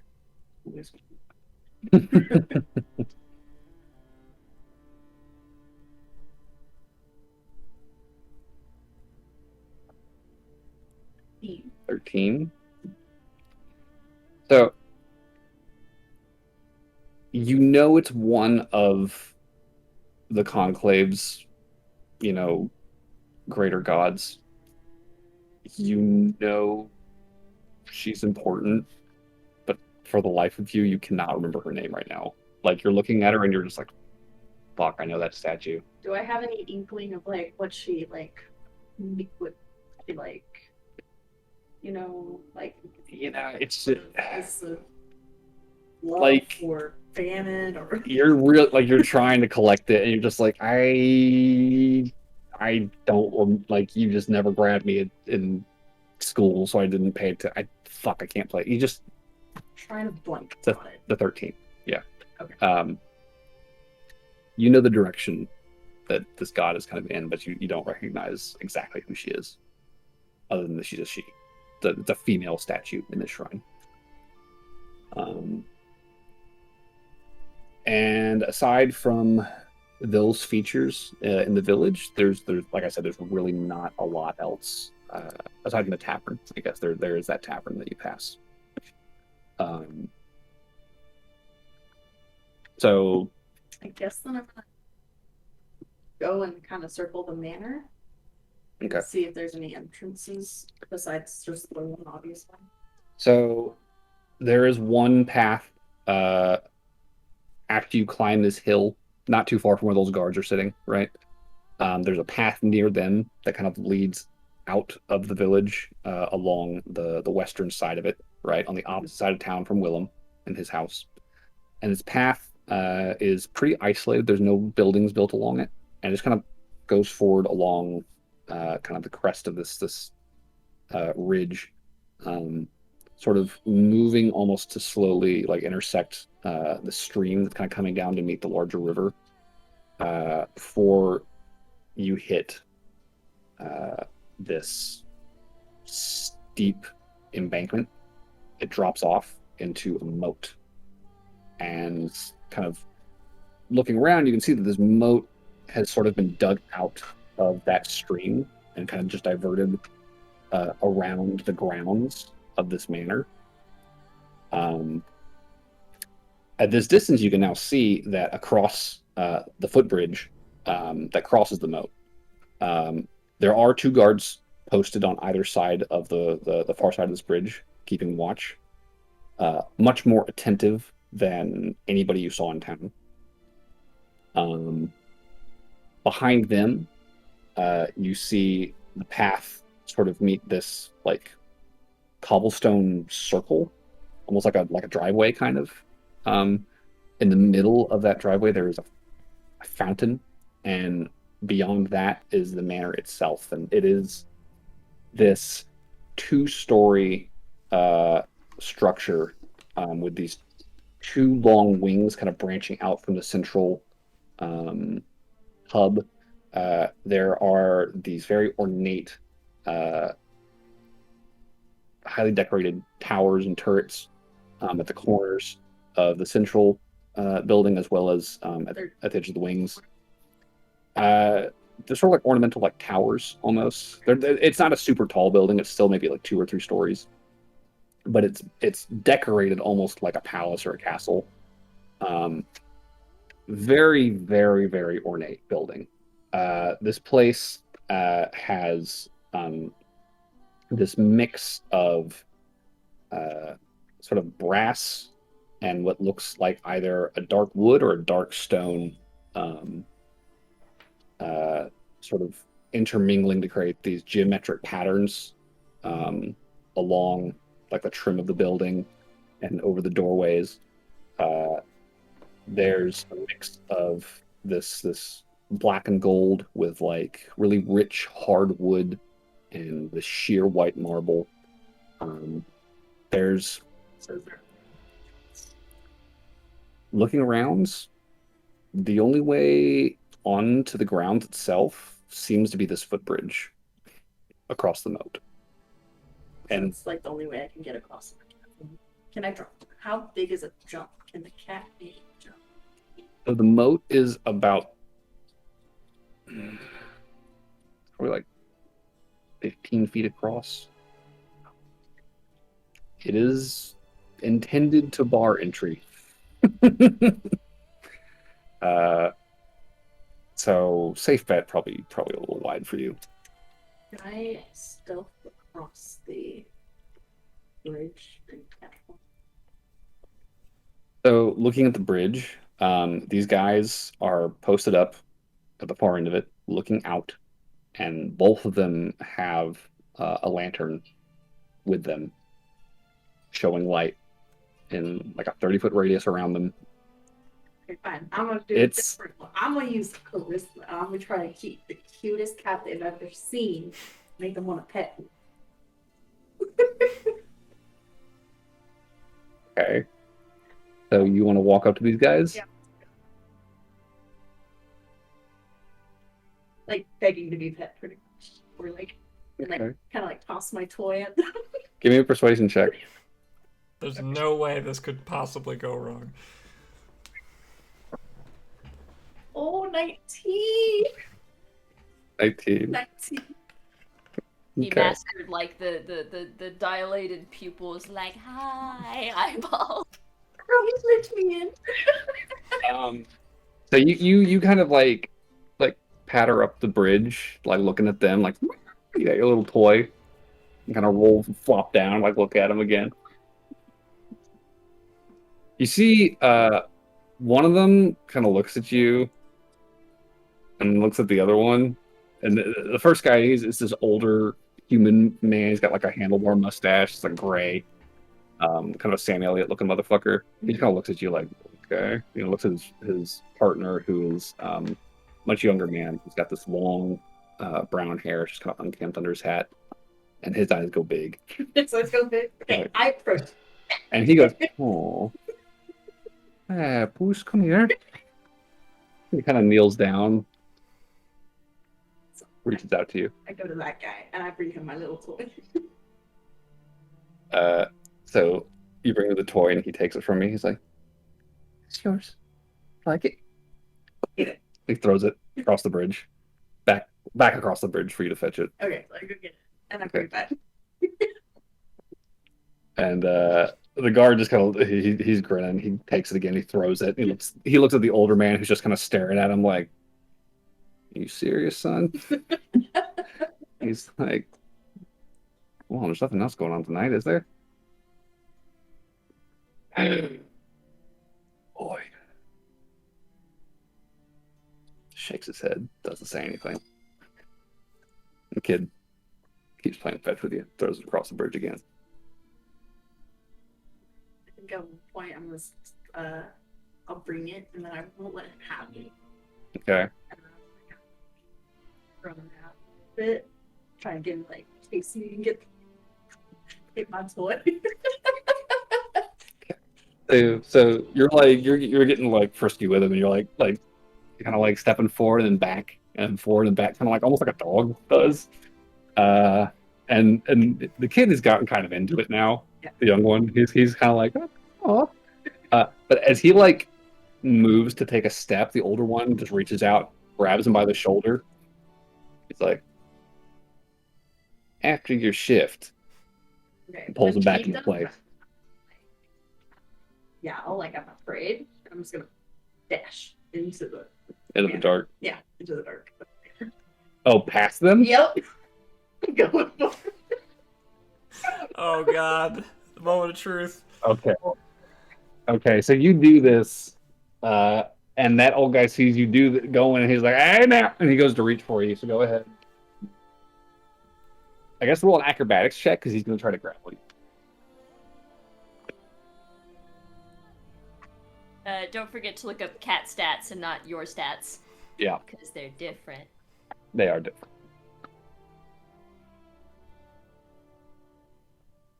I feel like the cat page needs to have like an extra thing that says secretly a slinky. That is not how cats work in D&D. So you would get a +2. So I rolled 16. 16 total? Wait, is that All the with the 16 plus or two? 16 plus with the 2? I just want to show you what I rolled. He rolled one higher. 17 And his hands close around the scruff of your neck. And he yanks you back and kind of tosses you back across the bridge like, get out of here. Go on, get. I said get! And he reaches for his crossbow. Starts pulling the string back. Fuck this guy. Run again. You can't get me. I'm a cat. Well, he's shooting this time, so... Oh no. Dodge in between the other guard's legs so he shoots the other guard. Oh no. And I'll just say, it is not just me who is shit with stealth. Does an 11 hit the cat? Wait, I thought I was running. Can he hit a running? Yes, it's a ranged attack. He can hit you. The crossbow. Well, Wait, it was an 11? Yep. My armor class is 12. Oh, shit. I win! Wow, that was lucky. Oh, my God. So he takes the shot, and right as he's pulling the trigger, the other guy's like, shoot it! Like lunges at him, and like grabs the cross, he like wrestles it. He's like, what the fuck are you doing? And you're just like bolting past him into the dark of the estate grounds. Gotcha. So that was, I assume that was you're basically dashing, so it's at least 80 feet Oh yeah, clear I of am. this fucking bridge. Okay. So on the grounds of the estate, what you see, there are other guards on the grounds themselves, patrolling currently, walking the perimeter around the building and the edge of the estate. All of them have lanterns. There's also light pouring out of the front door, you see, which is this big wooden door with a large window on it, and there's also glass or light coming out of all the windows along the edge of the building itself. Can I claw off my collar? Claw off your collar? Yeah, I'm just gonna take off my collar like that. Okay, sure. It's like become a little Okay. So you're currently in the dark, and you in this brief second you have to kind of like just pull off your collar and just leave it behind you.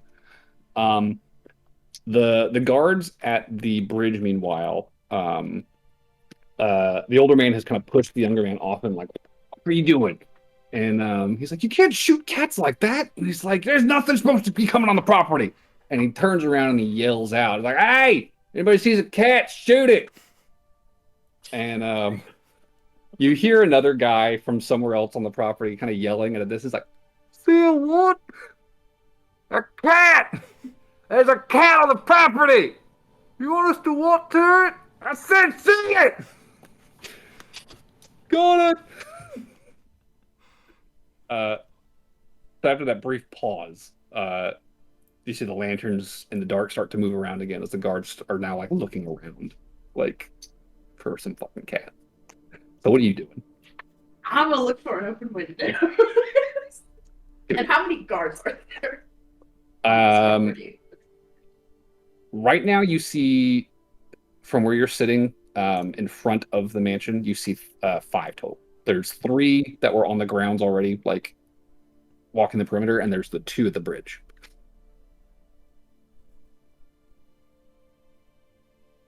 So, give me a perception check for windows. I'm sorry. Notes. Okay. And then, because the cat has a different perception than mine, right? Yes. Actually, no, I think as a druid, you actually keep your mental ability scores. Yes, you keep the mental, only your physical ones change. Perfect, because I rolled a 19 then. Okay. Looking around, you do not see any open windows. Is there any open doors? Is there anything? Nothing is currently standing open. Is there a chimney? You do see chimneys. They are Santa? Yeah. they're at the rear of the house, on the far side of the building.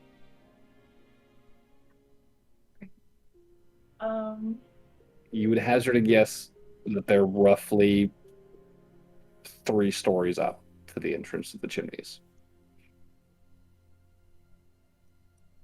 Cat, I can climb things. Is there a tree by the chimneys? Or somewhere where I can get onto the roof? You do not see any trees on the grounds. There are hedges, like low hedges, and what looks to be like like flower gardens and stuff like that. But no trees.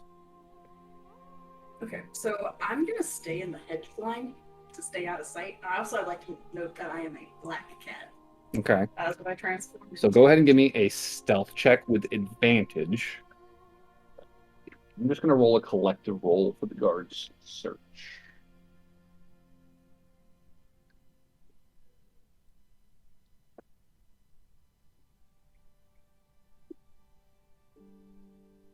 This is where I use my inspiration. How bad is it? How bad is it? 6 plus 4. So... Wait, and that was with advantage? Oh no. Yeah, you have advantage. Oh my god. Oh no. 13. 13. I'll risk it. 13.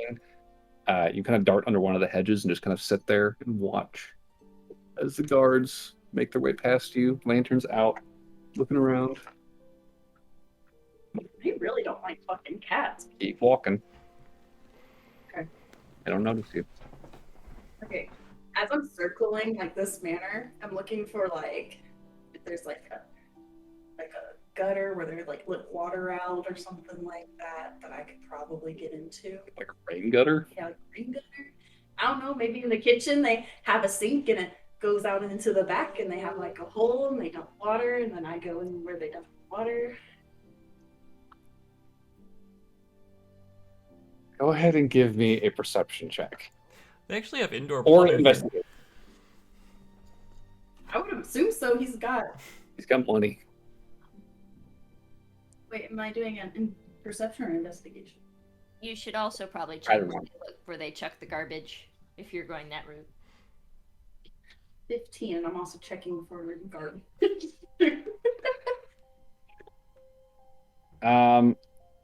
So you're circling the building, sticking to hedges, keeping low and quiet, riding that 13. With your search, you don't see anywhere on the palace grounds, the manor grounds, where they're dumping garbage. Okay. Best as you can figure, the garbage is taken off the grounds to be dealt with. God knows where, but presumably Varen doesn't want that shit anywhere near his house or his garden or anything. You, on the grounds themselves, don't see any drains that would lead into the house necessarily. Is there anything that leads into the house besides the chimney? I'm just looking for a way. That's what I'm rolling. Honestly, not really. Is there a feasible way for a cat to get into the chimney?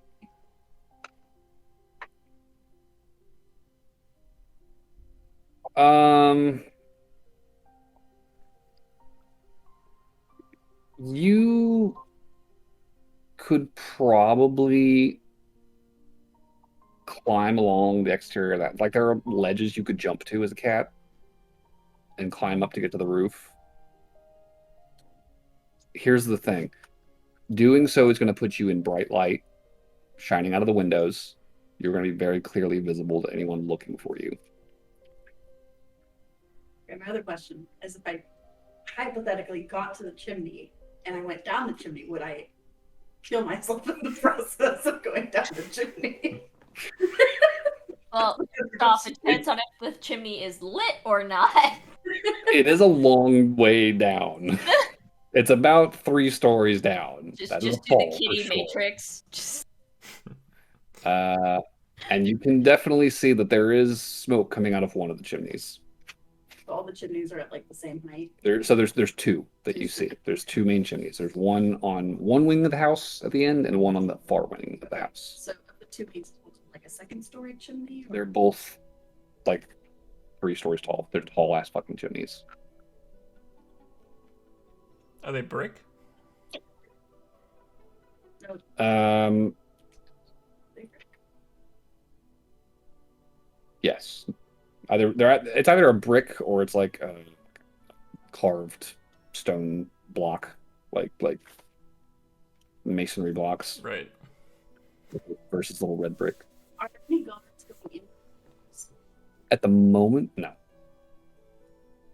And I will say behind the manor, you also see like an additional 3 guards as part of that perimeter patrol that are kind of now in the process of searching for a cat. So 3 in the front, 3 in the back, 2 on the bridge. Is there a back door? There are back doors. Can I go and test the back doors and see if they were left a little askew or something? I'll say creeping along through the hedges, like at the base of the building, kind of looking at the doors, does not look like they're standing open. Some cats can squeeze under tiny door cracks. The door crack big enough for my little cat head to get through. They can do some pretty crazy shit. They can. But this building was also built to be secure. I mean, And cats Cat are and proof. open.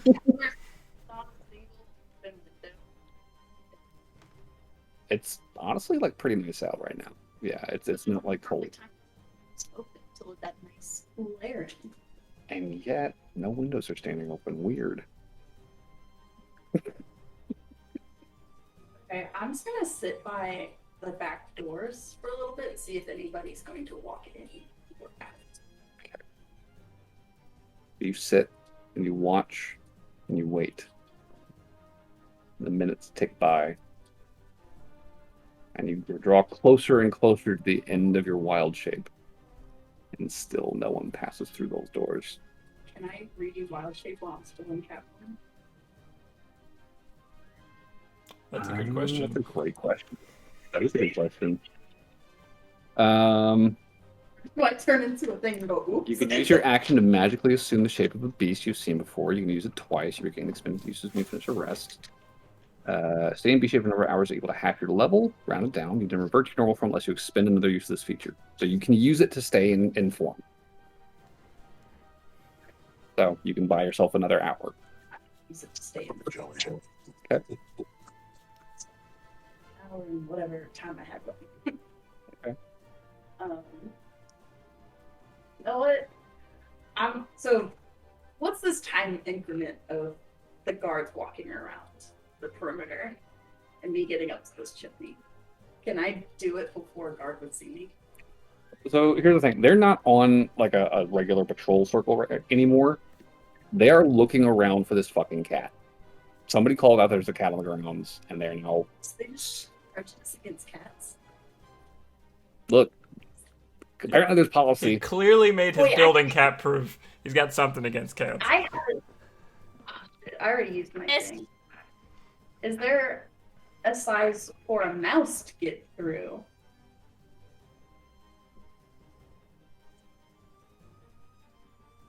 Give me a perception check. So I can turn into a mouse and... Oh, fuck, I got a nat 1. You can use your Honestly- inspiration now. You didn't use it before. Yeah, fuck it, okay. Oh, 23! Tell me your Three? secret! Okay, You see everything. Can't get in. With her special cat eyes. I think this takes you some time to find, but I will give you at the base of one of the chimneys, you do find a crack in the masonry. Probably a combination of like weather erosion and also like the heat of repeated fires inside, just warping the rock over time. Very small, minute crack that's just open enough. You kind of like get down and like peek inside. You think you might be able to squeeze into as a mouse. Instead of having turned into a cat. You've already spent that to stay and look for stuff. So at the moment, Okay, then I'm just leaving. you know it's here, It doesn't matter. but That's wasting space. That's great. I'm leaving. you found a mouse hole though. That's great. I'm going. Okay, how are you leaving? Because you're currently inside this compound. Okay.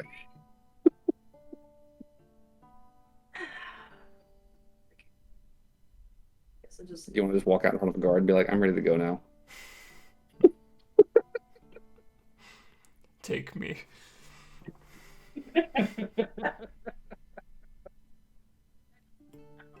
like fucking dash out of the bitch. Like 80 feet dash, just zoom. So you want to just back across the bridge? Oh. Be looking forward, right?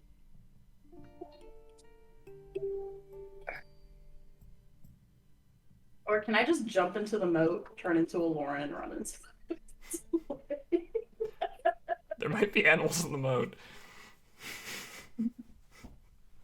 That's up to you. Do you want to? How do you want to do it? Because there's the moat that goes around. There's also the stream itself that the moat kind of diverts water from to fill itself. So there's one side of the manor that is actually just up against the stream. Okay, I'll just go into the stream, jump in the water, turn into Aloryn, and swim away Okay. into the river and then back upstream. You just make your way back to Willem's house. Yeah. Okay. Not actually anything I can do about that. Nobody here is geared for Trident infiltration. Nobody's watching the water. So you just kind of wait for an opening in the guards and just turn back into yourself and just follow the current until you reach the main river and then begin swimming upstream to Willem's house. And Noelle, it's been over an hour now, or like an hour and 20 minutes, almost a half hour. When there is the sound of splashing across the road in front of you. And out of the darkness trudges a sopping wet Aloryn. Oh, thank goodness. Let's get a little worried.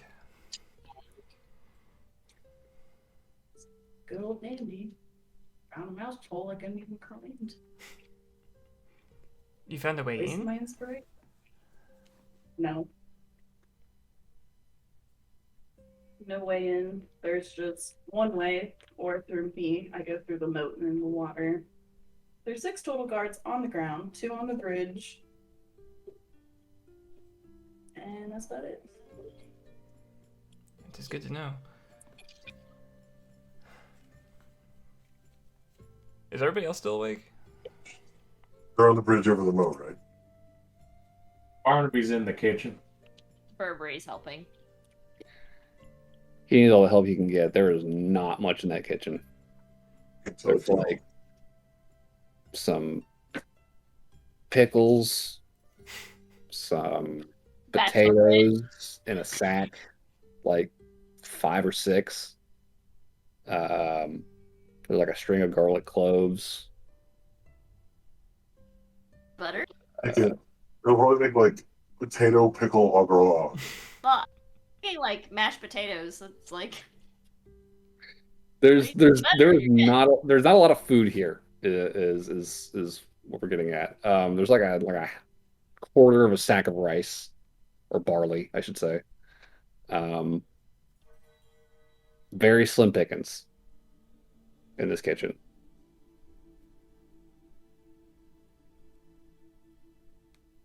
You said that the guards were on the bridge over the boat, right? Yeah, so you go over the moat and then there's 2 guards. Are they like near the edges of the bridge, or are they like more towards the middle? They're towards the edge. So like you cross the bridge and then they're there. Is it a drawbridge? Just Or... wondering if it's. No, it's just like a cobblestone bridge. I was just wondering if it's possible to like grab them off the side of the bridge and silence them without being seen.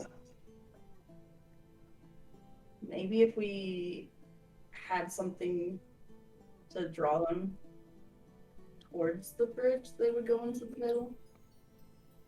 But not really. They're pretty stuck right there. And then there's, I think, 5 or 6 around the building itself. How's the wall? What? How tall is the wall? I don't know. So there's not like a wall around the compound. So that's kind of a moat then. It's just the moat. The moat is like 15 feet wide and probably just as deep. Stopping us from just going over the moat into the camp. The guards? Are they patrolling around the moat? You said on the ground, but I didn't really catch where. There's They're guards by just the sporadic. bridge. Yeah, there's 2 guards by the bridge, and then one of the guards at the bridge got mad at a cat, told all the other guards to search for a cat, so then all the guards were searching for a cat, aka me, and they were not in formation. So I don't Are we able to determine, like, from watching it, like, where the guards generally are in terms of, like, the camp? Like, are they spread around the edges? Are they dispersed throughout the entire thing? From what Aloryn saw, I'm trying to think how, because you didn't really watch the place before you crossed the bridge. You just kind of went straight for the bridge, right? Yeah. Yeah. I don't know that Aloryn would know necessarily what they look like when there's no alarm raised. Is the alarm still raised right now? Probably. It was when she left. Oh, and I didn't see the half orc or the middleman. Okay. just trying to figure out. Is if we can't go over the bridge because it seems pretty well defended, then that means you're going to have to go with the moat. So I'm just trying to figure out if we have any way to get over the moat in between the guards. Or if we can, like, sneak attack a guard underneath the water. Octopus. Big octopus. In moat. That's what I'm hearing. But for that I will need sleep. You know, a giant octopus in the moat just going, grabbing a guy and bringing him underwater. He dies. No sound.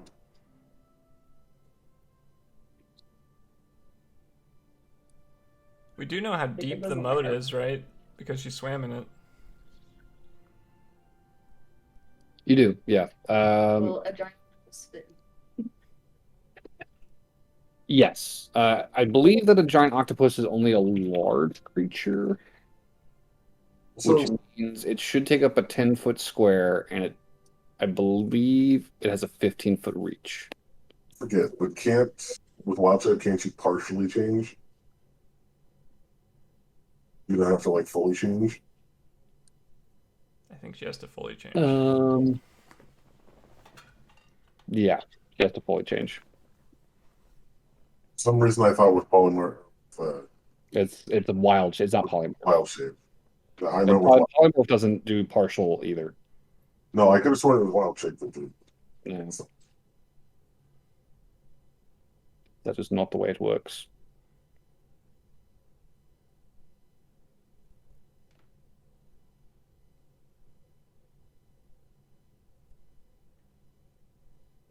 The village isn't really guarded very well. Or at least at night it's not. There's 2 on a hill and 1 walking around town. And then 2 drinking at the tavern, so that's all 5. Out of character, is this the way that we came? Is that the only way to get to Theronhold? So you would remember from your conversation before you even started the trip here that there are 2 ways into the valley. There's the north entrance and the south entrance. So you guys took the south entrance.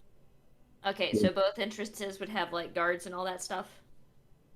Yeah, that was what Willen told you, that there is a border camp guarding the entrance to the valley at both ends. Okay, so all right, so that negates my idea. You do know that the north camp is several days away. Yeah, we got No, time. basically the idea that I had was a way that would have us invited in, because it would be using John's connection thing to say, hey, we're looking for this guy. We're asking around to see if anybody has seen him, and then address it that way. But if we had to pass through a camp to get to here, that means he would have had noticed that we were coming at him. Yeah. We can't just appear.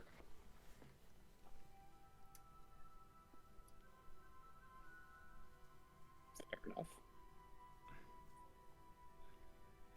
Is there more to be decided right now before Willem gets up? Because we might just want to go to bed. Sleepy time. Sleep. I think we'll probably be more productive in the morning. Okay. Then you guys can hunker down for the night. I'll set up my tent in Um, the living room. Yes. I'll like push the table against the wall. Can I help? Because I want to do the tent thing too. Sure. I don't know if there's room for 2 tents in the living room, but sure. oh my Maybe goodness. not that big, right? It's not a huge house, but yeah, you could. It's fine. You said that there's a table and a chair. There's a lot of If there's not unused room, we'll just floor put the space. table outside.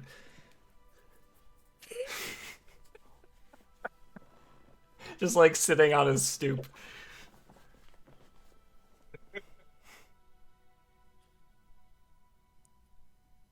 You want to do that? If there's not room for 2 tents. Shit. Okay, how big is a tent? Is what, like a 5 by? Nah, y'all could fit 2 tents. Like you can't like stake them. They're real fucking unstable because you're not staking it into the ground. But you can get rough propped up tents set up. Fair enough. Sure. They're very wobbly. Look, Noelle's not going to be alone in this tent thing. And also, the idea amuses me greatly, so I'm rolling. It's not like he gave us a bed.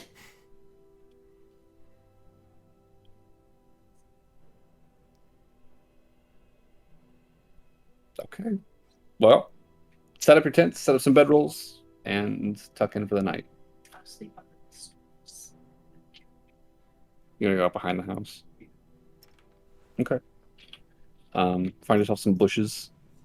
Kind of like You know, since she got completely wet, I bet your complexion is great.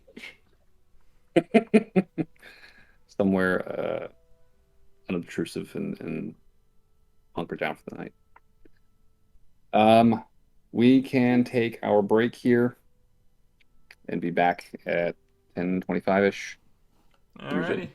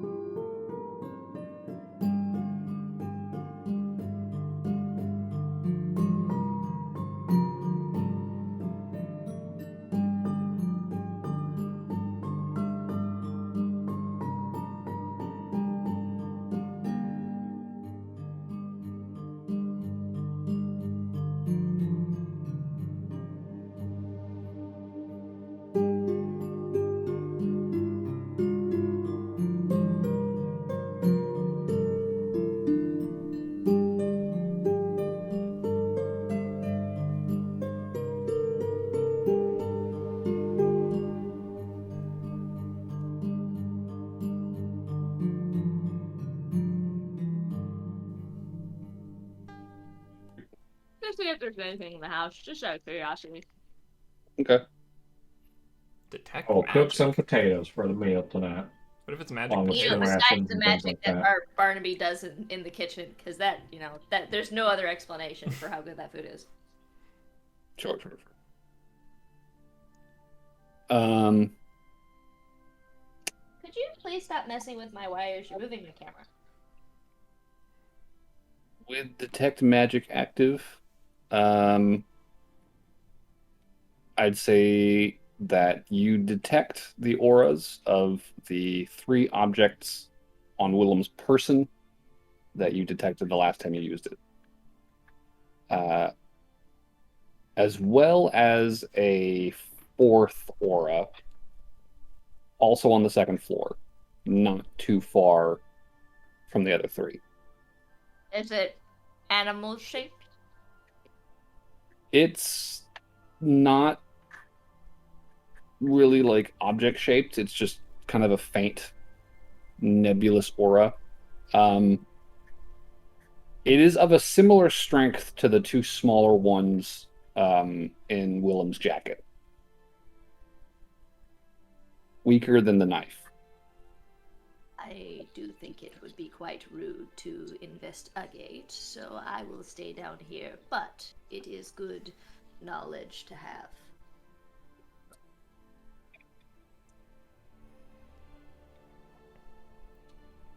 Noelle's got nothing for the night. Okay. Then we will speed up the clock to the next morning, the 45th of Eruda. And reached. Eventually, morning comes, sun shines through the windows, and you are all awoken by the sound of tromping footsteps on the stairs. Willem makes his way downstairs and sees your tent set up. Burberry is in the process of taking his tent down. Hope you all had fun. I mean, it is the only way to get any privacy.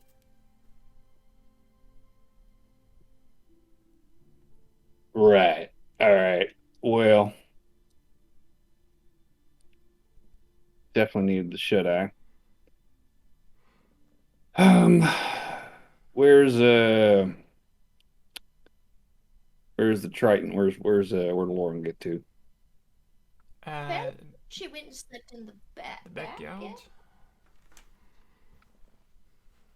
Kind of looks over y'all's shoulders, walks over into the kitchen, kind of cracks the window. You awake back there? You might want to come inside as light out before someone sees. I very gruelingly walk upstairs. And then I walk on the floor. Right. So we're here. Y'all end up looking around last night, or just kind of tuck in? We sent Aloryn too, and Made a good stew out of the potatoes you got. also that. You're welcome. You can have some if you want. Still some. Fine. I mean, you paid for them, so you might as well enjoy them, right? I can make some pot of stew. His expression softens a bit after he tastes it too. It's not bad. So, said you did look around. Aloryn did as a cat.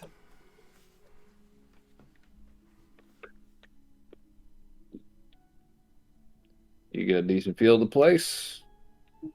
Yeah. I think so. All right. Well, it's a little different under light of day, so get things a little looks over before you start hatching any plans. But Did she tell us about the alarm that went off? About the what? Did you mention that you got seen as a cat? Yeah, I said that the guards were hunting a cat, which was me. Right. Yeah, she did mention that.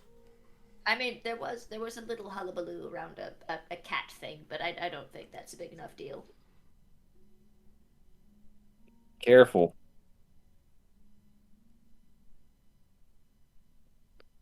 Look, the boys ain't the brightest in the world, but Theron's old, and he's been around for a while. There's a reason he don't want nothing going on with the property.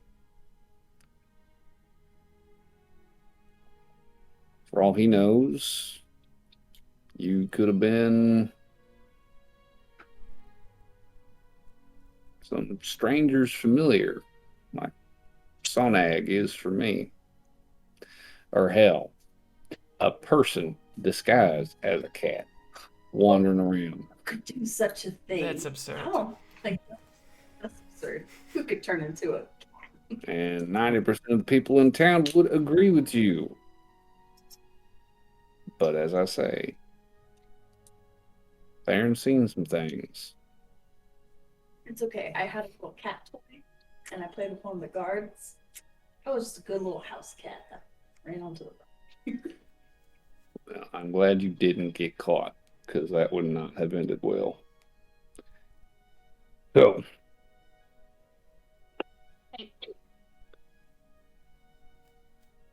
as I said yesterday, my basic plan here is to draw out any and all reinforcements from town that we possibly can, loyal to Theron, get them out of the picture so that when we make a run at the house itself, he's got as little backup and defense as possible.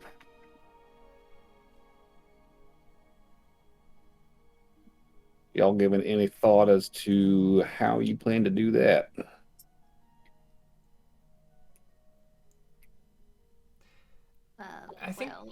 I was wondering if there was any scenario in which Theron would leave the castle.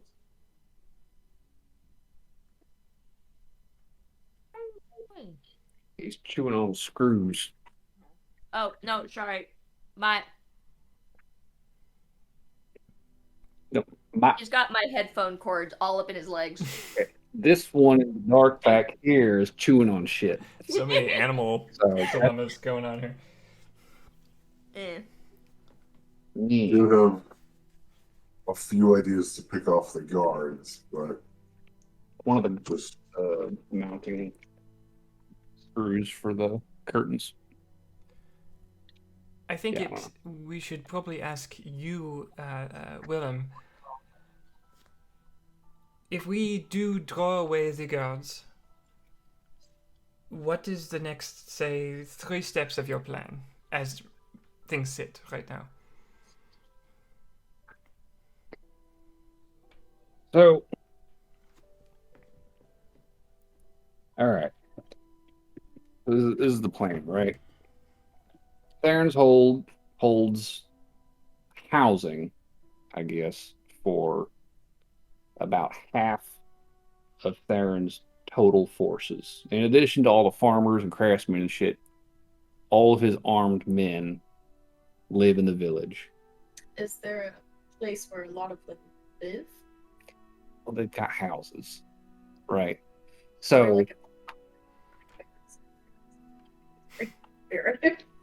I want to hear his plan. they've just got houses. So at any given point, about half of the men in Theron's employ are main order camps. The other half are here in town, either actively walking the roads, guarding the village, or manning the grounds of the manor, right? Which means, does it count? Probably about 30-ish off shift in their homes or somewhere in town at any given point. But as I said, 50 to 60 men in the immediate area. Of them,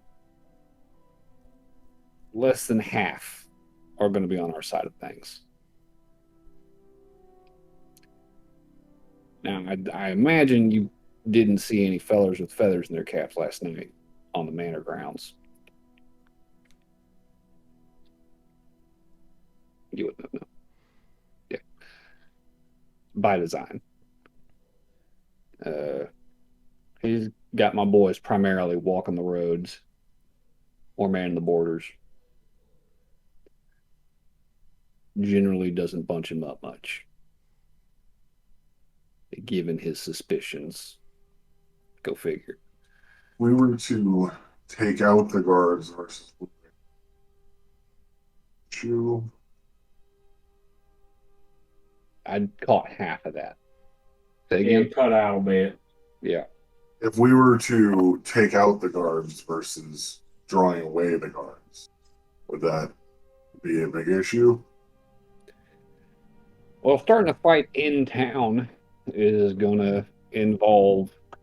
Not, I'm not talking about like a straight up fight. I'm talking like taking them out one by one. Okay. Starting a conflict in town of any kinds is likely going to involve more than just the on duty boys. You're going to see just about everybody waking up, grabbing a crossbow, come looking around, which I would prefer to avoid. Including if somebody just disappears on guard duty at night. Okay, if someone were, say, to completely derelict their duty, no trace of what happened to them, folks would probably just go looking for them. Sure. And that's where they find the plot. Be a good way to get people out of Thanosvold as well. That is an option by all means. But again, if a conflict opens up, that's trouble, right? So, my thinking is do something to draw folks out of town, get a patrol out, get 2 patrols out, as many folks as you can possibly find a way to engage elsewhere. Ideally, subdue them outside of town. Set the fire on the fields. This is an option.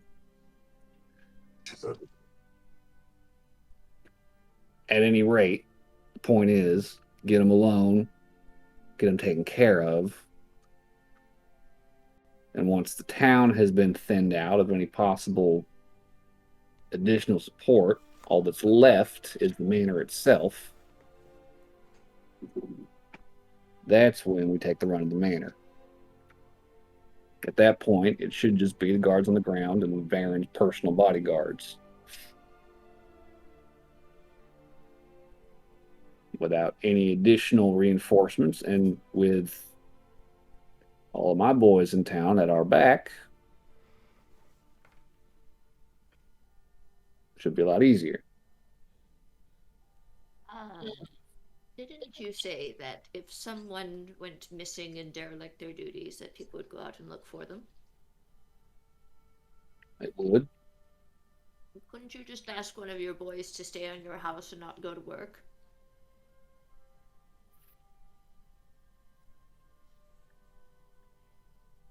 We could do that.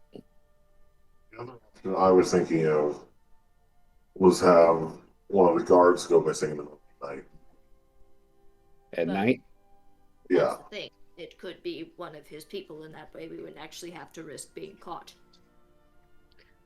so here is my one concern.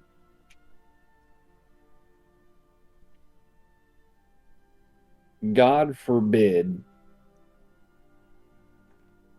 Theron starts putting 2 and 2 together. I would hate for the one thing that tips him off to be us involving one of my boys too early. That's what I'm saying. It doesn't necessarily have to be one of your guys. If we just literally take one of the people on guard at night and disappear him. That will cause people to go looking for him out in the forest, and then we can take out the patrols. If we stage it like that, yeah, we could probably make that happen for sure. So, yeah, that's definitely a way to do it. If we do use one of my boys, like we can, it's an option, but there's the risk that Theron starts getting suspicious. I think if it's a either unaligned fella or one of his own, is less likely to suspect, perhaps, that I haven't got anything to do with it. And as of right now, nobody knows that I'm home yet. I think we should take the night to observe the the watch for the night to find the best possible ambush location, and then once we've got it, then we take him on the next night. If I might, there are supposed to be 2 guards watching the front door, correct, to the hold? The bridge into the manor, yes. And you said that most of these people sleep in town. The vast majority of them, yes. There's a handful of folks who are employed from the local families, but a decent number of Vanus's subordinates are outside hires. My point being is that one lone guard's house is going to be much less guarded than someone on patrol. Well, that's why I want to. That's why I want to take a look at the patrol to see how guard or like, are they dispersed enough that if we take one, nobody else is going to notice? Are they so close to each other that if we take one, immediately someone else is going to notice? I was saying we could go after one in their sleep. That'd be harder. We have to get past the guards into the actual location. No, And because he said that they sleep in town, so they're not in the hold. The manor. Yeah, the manor. The hold is the village. Okay, gotcha. Yeah, they're not in the manor. So like, we were trying to take somebody from the hold. we're in the hold. The hold is the village. Theron hold is the village. I thought we were trying to take somebody who was guarding the hold, not somebody that was guarding the manor. Okay. Right. Was I incorrect on that? We are on the same page then, yes. Or I think the party's on the same page. I say we. So I assumed there were 2 separate buildings, a little distance away from each other, and we're trying to take somebody that's guarding the hold and draw the people out of the hold. Okay. Is that correct? Yes. All right. I know. So Aloryn has explored the village itself and the manor. I was gonna sit on this a little longer until maybe you guys looked at the countryside, but it's light outside in the morning. You guys can look out the window and look around. I do have a map here.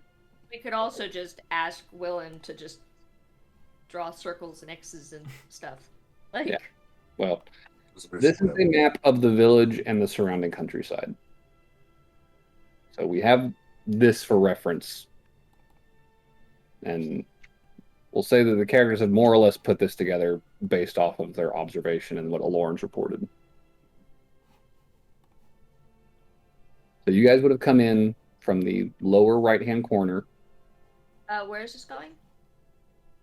It's in references. I only see the one from last week. There's a new one there now. There should be. Load! Damn you! Okay, well, go ahead and ignore me. Is it visible on your side? Okay. Are you able to screen share and kind of show us where we are specifically? Blah.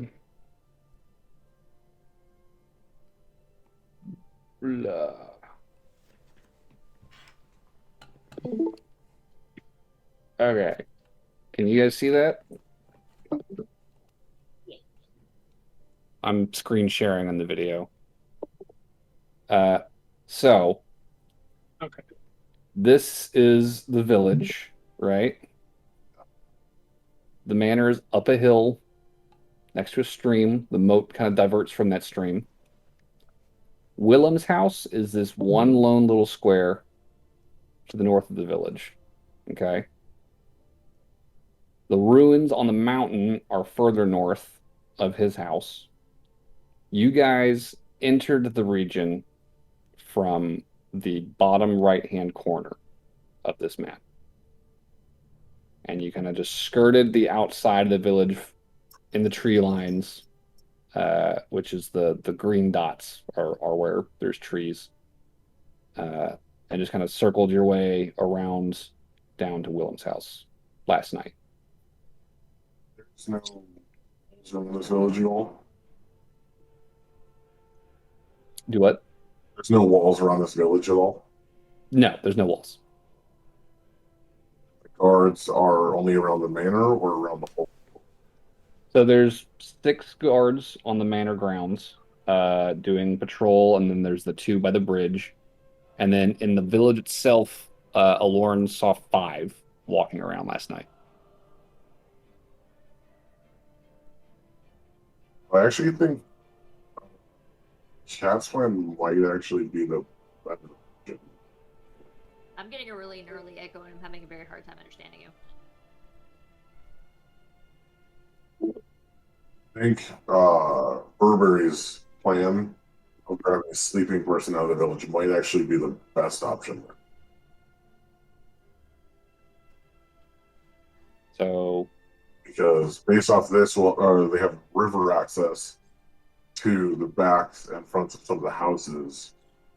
So if we go in through the river, it'll be easier to get to one of the houses or along it and grab somebody out of there.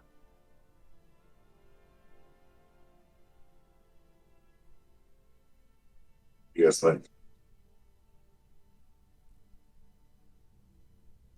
so abduct someone, kill someone, somebody out of a house, one of the guards, get the manhunt started that way, and get some people out of the village.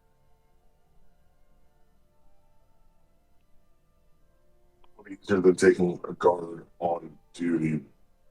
I guess it depends. I still think we should take the night to see the Garter team to see kind of where they like. Usually, most guards will travel in the same kind of path most of the time. So I think we should take the night to view their normal route and decide after that. But I think based off what I see on the map, it sounds like Burberry's option is probably the best.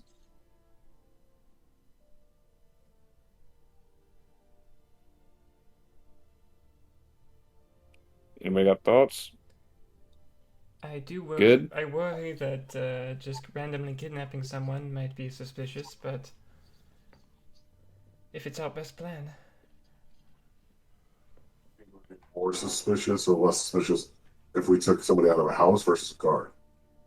We could also just work field, or I could turn into a bear and attack someone and run away into the woods. I think we want to avoid that if need be. Well, they'll sound faster. I'm not opposed. It would And- also be less finicky of a plan, I do admit. If they think they're out hunting for a rogue bear, they might be less hyper vigilant. And you would be able to go after one of the guards who are on patrol, which would lessen the number of folks by at least 1.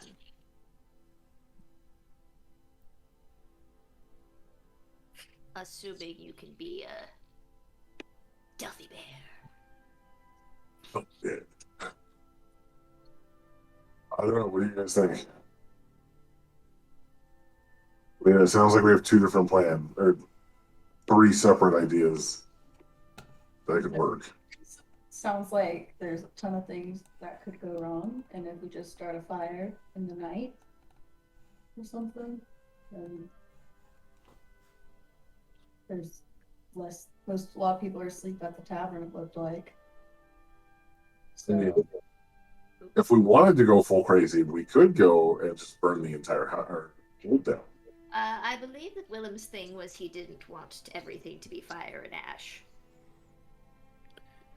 Yeah, the goal is taking, control of the valley, not destroying the valley, a fire is not a terrible plan.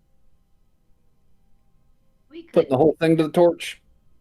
actually, we probably, if we were going to set something on fire, which sounds fabulous, by the way, we probably should pick one of the ones that are on the outside of, like, the furthest away from the hold, if only because A, it would be more inclined to draw the people further away from the building, and B, it would let it be further away from us. So I'm thinking the furthest west, northwest? No, wait, northeast. Northeast. Sorry, my directions are kind of fuzzy. So I think there's two problems with that. One, if fire doesn't get them to go out into the forest, there's that problem. And we're in a forest, so that could definitely start a forest fire. We're just talking about a field, so that's like a manned orchestrated thing. It should be pretty self-contained, and it's a valuable crop, so everyone's gonna like go to put it out as quickly as possible. There's a ton of water nearby, so it's not implausible that they'll be able to put it out in a reasonable amount of time. So it's the Are problem a of lot of rivers moving up here, or was that my imagination? Or were those routes? There's a lot of rivers, yeah. Lots of streams feeding the main river that runs through the bottom of the valley. Is it really not loaded for anyone else? I saw it. It's loaded for me. I might just be special. I still, the last one I see is the small town from last week. So might just be me. Let me DM you the link. Maybe that'll do it. We. I think You know, taking out one of the guards is probably going to be the best option for us to accomplish getting people out into the actual forest.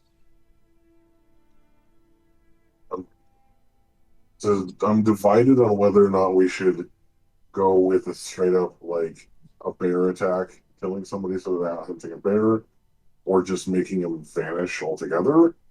Because if we make them vanish altogether, then they might think he deserted, so they wouldn't be as vigilant, or they might be scared because they don't know what did it. I'm inclined to think a bear attack would probably draw more immediate response, personally. it would also be quite easy for. Idiot, are you talking about? Just like, do we want them to do it immediately, or do we want them to go out separately after Well, again, maybe the to go out idea and a is search? get these motherfuckers out of the hold and take care of them where they're isolated and can't get any backup. That way we can get to the manor without the threat of them arriving as backup down the line. My thing was if somebody's disappeared, they're probably gonna split up into smaller groups to search a wider area. Versus if they're just chasing a bear, they're all gonna go in one group together. I actually think the bear plan would be the better, if only because the bear plan is more likely to get just the guards and not a mix of guards and town folk. That's true. I think the bear plan is the best plan right now. My worry is just that they're gonna come in one giant clump altogether, and then we're still gonna be facing around the same amount of people. I don't think they're going to send all their forces because it is a bear and they would want to still leave some people behind to defend the hold. They would not empty the town for one bear. I think they'll send. However, if they do send a group of, let's say 6, does that seem like a fair number? It's a safe estimate, 6 to 10, somewhere in there. Right, let's say they send 6 to 10 people. In that case, if the 6 to 10 people were to go and attack the bear and say no one came back, all the more reason to make sure that thing's fucking dead. Would that not tip off Venice? not if both Willen's people and Vanis's people went missing. I mean, it would be hell suspicious if just my boys went back. That's true. Yeah, We don't have to kill his people. They can just stay with us. exactly. They could also turn on their counterparts, which would vastly outnumber whoever got sent along. That's true. Any of my boys come with that bear hunting group, we've definitely got the numerical advantage. Okay, with this 6 to 10 is a handle on them. Honestly, I'm not. I'm liking this bear plan more and more the more we talk about it. Personally, I think this will work. I was worried that I was more worried it would be on like the 20-ish number side is what I was my concern. But if you're thinking 6 to 10 is probably what they're going to send, I think we could for deal with me that. responding to a bear attack, I would assume 6 to 10 fellas could handle. And then plot twist, I lead the men to the group of y'all, and y'all help me dispatch the men. And then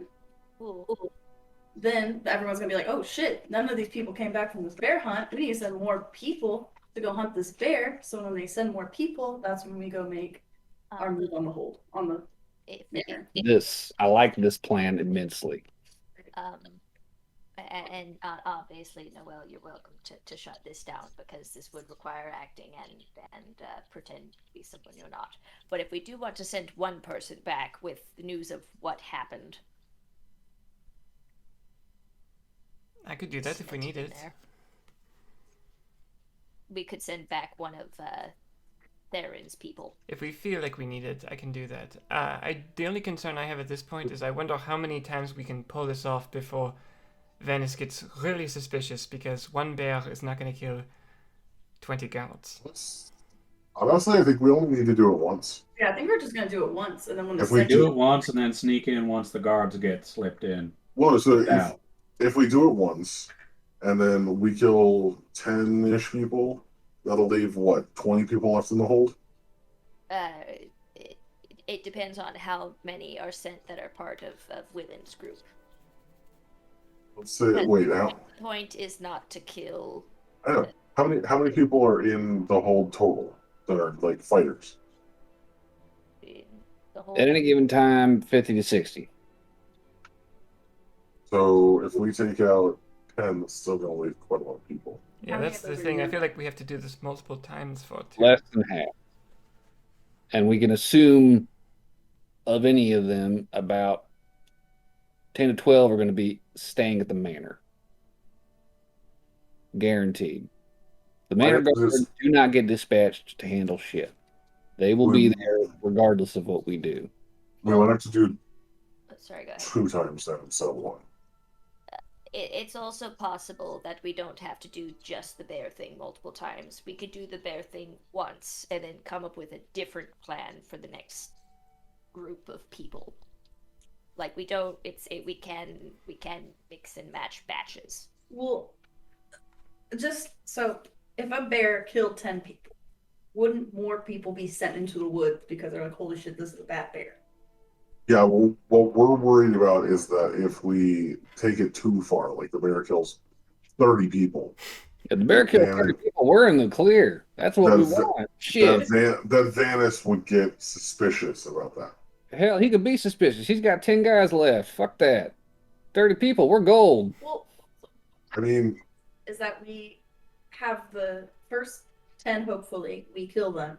Then the other 10 go into the woods to go find this bear. So that just leaves the people at the hold, pretty much. which is still, as far as I can tell, what, 30 people? Well, again, we are only worried about. We don't know how many of your people are going to be sent out. Okay, correct. So there will be a handful.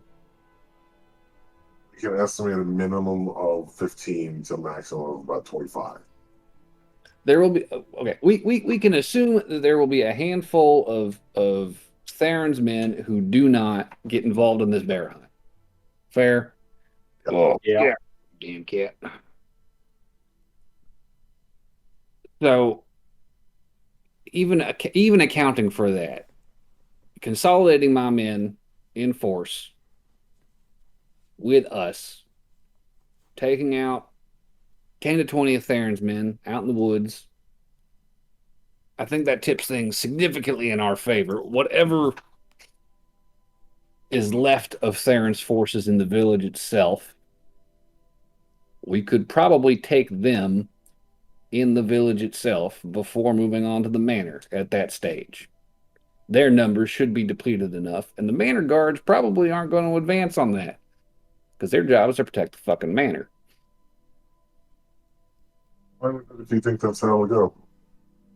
So should we do this in like broad daylight and then I just like attack like a random person, or should I attack someone specifically? I mean, It was like the we want to obvious. get started moving quick.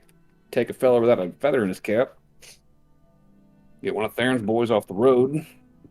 Make a scene of it. I don't see much Drag him reason off. to wait, to be honest. Yeah, honestly. Yeah, I if feel we're going with this plan, we don't really need to wait. Hell I yeah. would- Let's I do it, would- man.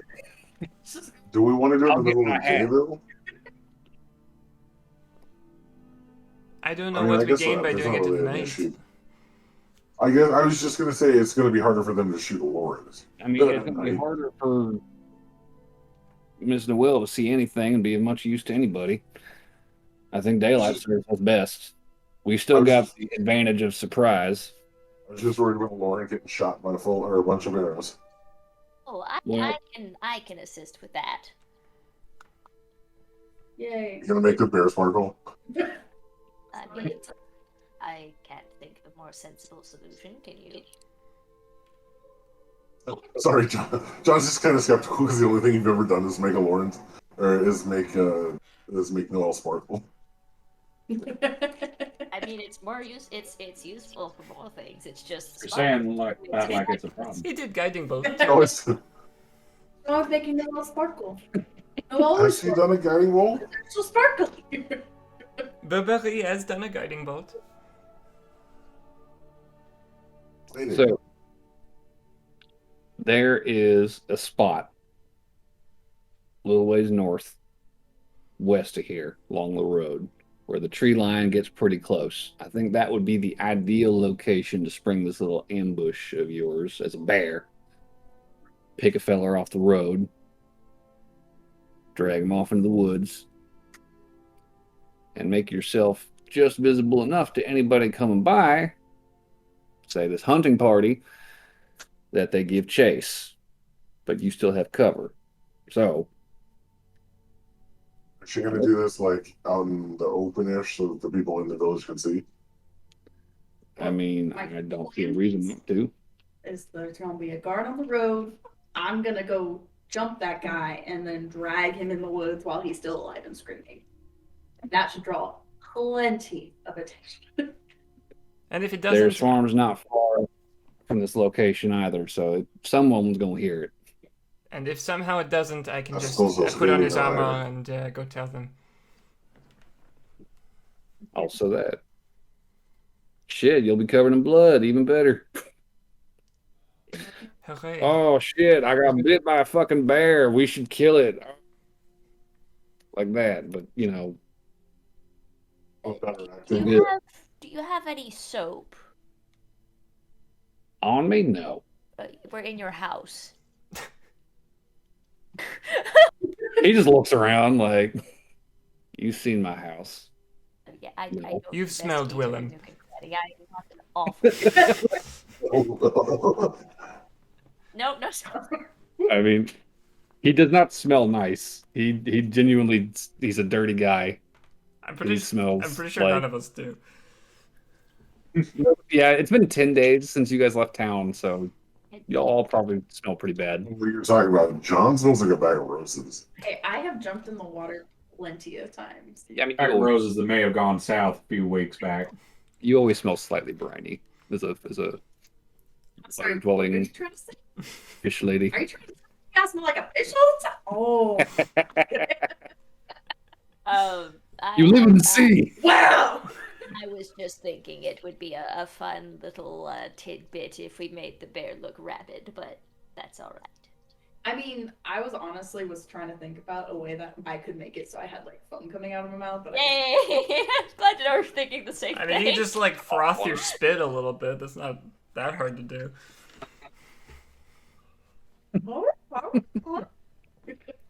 Once you're a bear. Please not on my floor. All right, let's do bear plan.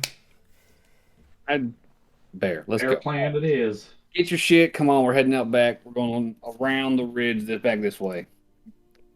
So, collecting yourselves. Willem is going to lead you out the back door of his house, avoiding the road and heading along this stream towards the base of the Crown Peak Mountain. He's going to lead you across a footbridge, and you can see there's like a really faintly trodden path here leading up to this little bridge, and it's a really rickety little, like, barely even qualifies as a bridge, just wood planks on logs, like nailed down and just kind of dropped over this stream. And this path, once it crosses the bridge, actually splits off towards the slope of the mountain, and you can see it actually kind of weaves its way between the trees and starts kind of switchbacking up back and forth towards the ruins. But Willem leads you away from this path and follows another branch of this stream towards the forest. And you just kind of follow the stream for a ways before peeling off and just kind of like hopping across it and making your way westward up another slope. And as you kind of crest this hill, the trees begin to thin out a little bit. You kind of find yourself at the edge of this tree line, and you can see looking down, you're sort of looking down over the northern portion of this valley. The river's running along the valley floor in front of you. Beside it, you can see the little dirt roads that just kind of run parallel on either side of it, and the sporadic farms and their fields between the base of this hill and the river. And Willem kind of looks around from here, and he points to an area a little bit further up this hill, up north along the ridge. I mean, you can see that the forest kind of dips down along the slope and kind of extends down almost to the edge of the road. And he points there and he says, "That is, I think, our best bet. Minimal distance between road and tree line. Could probably make it faster than anyone can shoot you, if it comes to that. I think that's the ideal spot to set our little ambush. So, make for that. Set up. Wait for someone to walk by." So y'all make your way over to this extension of the forest, this protrusion. Find yourselves a spot to hunker down in the trees. And Aloryn, I guess you're just kind of a little further ahead, closer to the edge of the forest, watching the road and waiting for someone to appear. So, I want everyone to roll stealth checks. And those of you, I guess, everyone except for Aloryn, who is like deeper into the forest, I will give you guys advantage because you are much further back. Don't need a nat 20. Woo! Okay. Unnat 20. Unnat 20. Okay. Better. I got a 15. Good job. Also an and I am- unnatural 20, Okay. Good job. I'm gonna give Aloryn the Shield of Faith before we split. which is really good because my first roll was 2. Yeah, that would have been rough. So, Aloryn, as you guys kind of get in position and get ready for this encounter, Burberry does grant you the Shield of Faith. So you currently have an extra 2 on your AC, just so you know. If Okay. anything does try to hurt you. Can I do something? Since Yeah. I got a nat 20, could I like stealth up next to Aloryn, and as I see the guy coming, could I read her a poem? to give her bardic inspiration for the next minute. Or okay. Sure. As the guy is approaching, I will read her a very somber and dark poem about how the color of blood can be beautiful. Ooh. So that makes your AC a 13, Aloryn. As a bear. So I'm a 13 for armor plus now. As a bear, yeah. It's plus You're- 11, but the shield of faith gives you plus 2. And then your regular form still gets +2 too if you transform back. So And you have a d6 So- to use on any roll for the next minute. yeah, you can add that to anything. So there is, you guys see one lone guard moseying his way along the road, crossbow over his shoulder, just kind of looking around, whistling to himself. We want the bear to drop from the trees. There's not. Okay. It's just like bears raining from trees. So you see this guy, and he's kind of drawing even with you. What do you do? I turn into a bear. All right. So from where you guys are all sitting, you watch as Aloryn suddenly bulks up. Fur covers her entire body. I'll back up to the Yeah. rest of the group. We always end a session in a bear attack. I just want to know that real quick. Anyway, It's a good Bears strategy. are surprisingly effective. And the funny thing is, it's not always the same bear. It's only the same bear most of the time. All right, so you are currently a bear. What are you doing now? I'm gonna try to surprise this guy. He's gonna be like shocked that a bear is just charging him. So I'm gonna charge him, and I'm gonna try to knock that fucking crossbow out of his hand because I'm still mad about those crossbows. So the crossbow's over his shoulder, right? He's just got it slung over his shoulder. He's not even like holding it like at the ready. Yeah. So you're charging this guy, and I mean you've got a 12, so you definitely catch him by surprise. His passive is not very high. So this bear comes bolting out of the tree line, and all of a sudden he's like, "Oh shit!" And he's like scrambling for his crossbow. Oh Wait, no! does he have a feather? Does he have a feather? He does not. No, he just All devastated. right.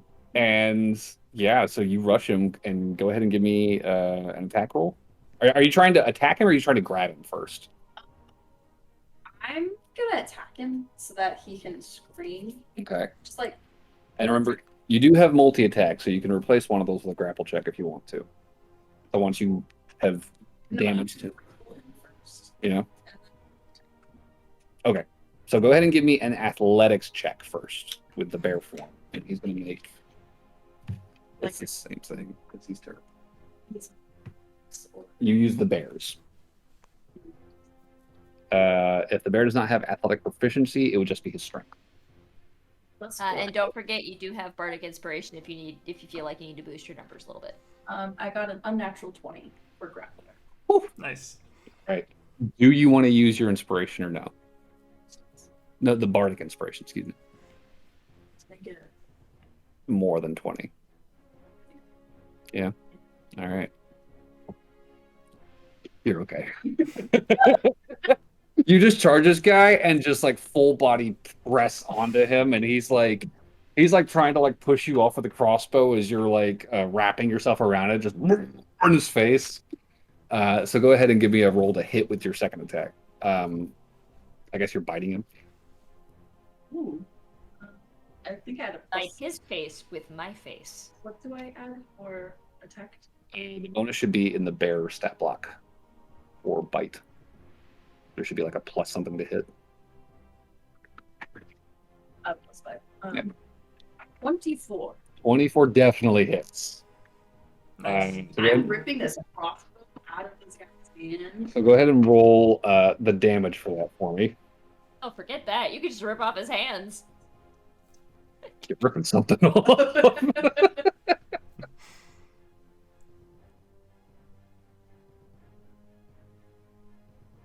Yes.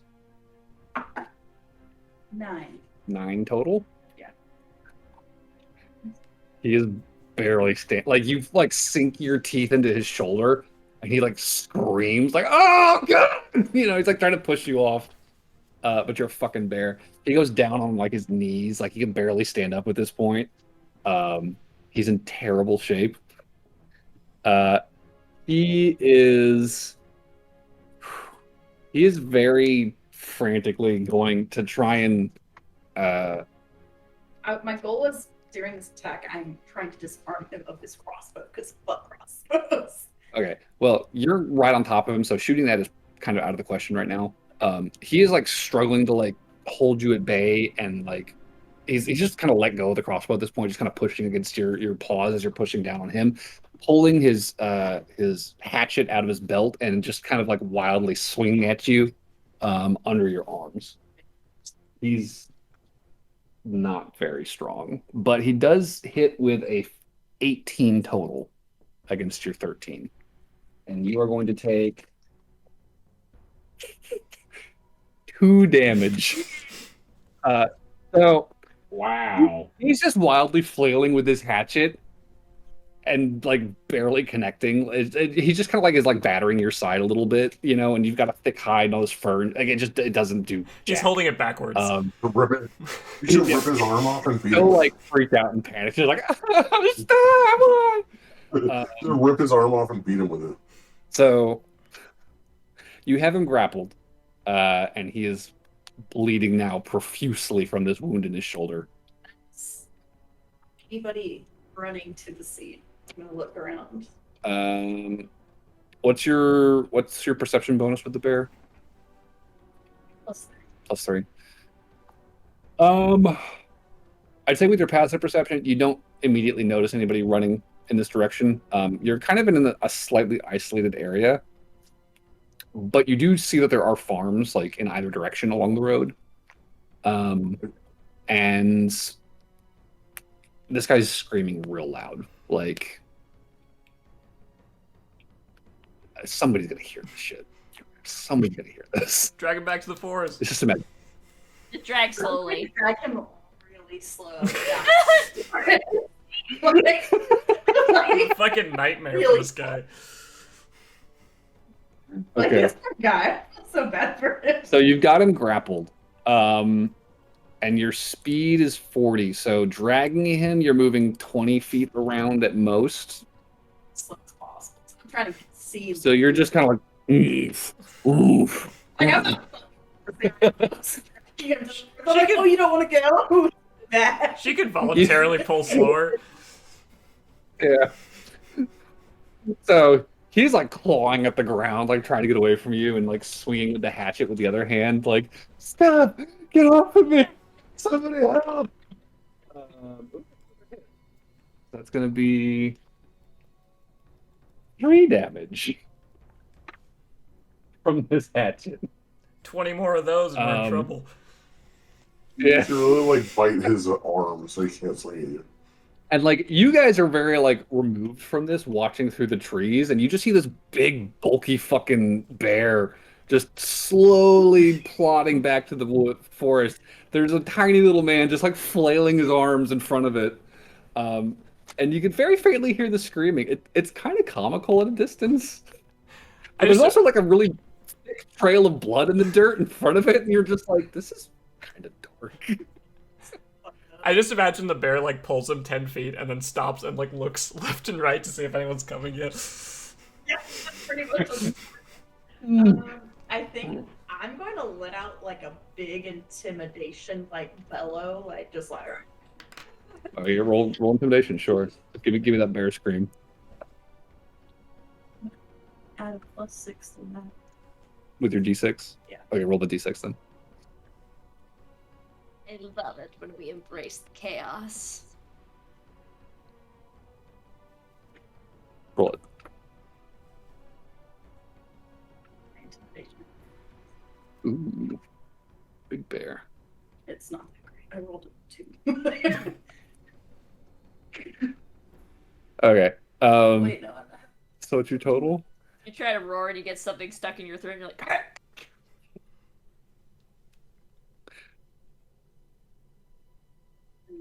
9. I'd say your mouth is pretty full because you've got like one of his arms. You're just like like trying to like scream around it, and it's just kind of muffled. Okay, so you stand up and do this, Yeah. but you're still holding him. Yeah. So he's just kind of dangling, like swinging his hatchet. And you just haven't spit him out, so it's just a little bit muffled, doesn't carry quite as much as you were hoping. Um, but it is still like, I mean, he is terrified. He's like, pissing himself and just frantically like trying to like get away from you. Um, that's another hit. Ooh, that's gonna be a 6 damage. So this one actually nicks you, and it does draw a little bit of blood. It kind of stings a little bit. Um, he actually managed to get like a pretty nice injury versus just kind of battering you earlier. Um, I'd say at this point, you do very distantly hear the sounds of shouting voices. Um, you're not sure what they're saying. It's very far away, but he hears it too, and he starts screaming, "Help! Help! It's a bear! Help me!" So what are you doing? I'm gonna rip off his arm because I'm mad now. Go ahead and roll the hit. 17. 17 definitely hits. Go ahead and roll damage. Are you biting it off, or are you going to claw it off? Takes less.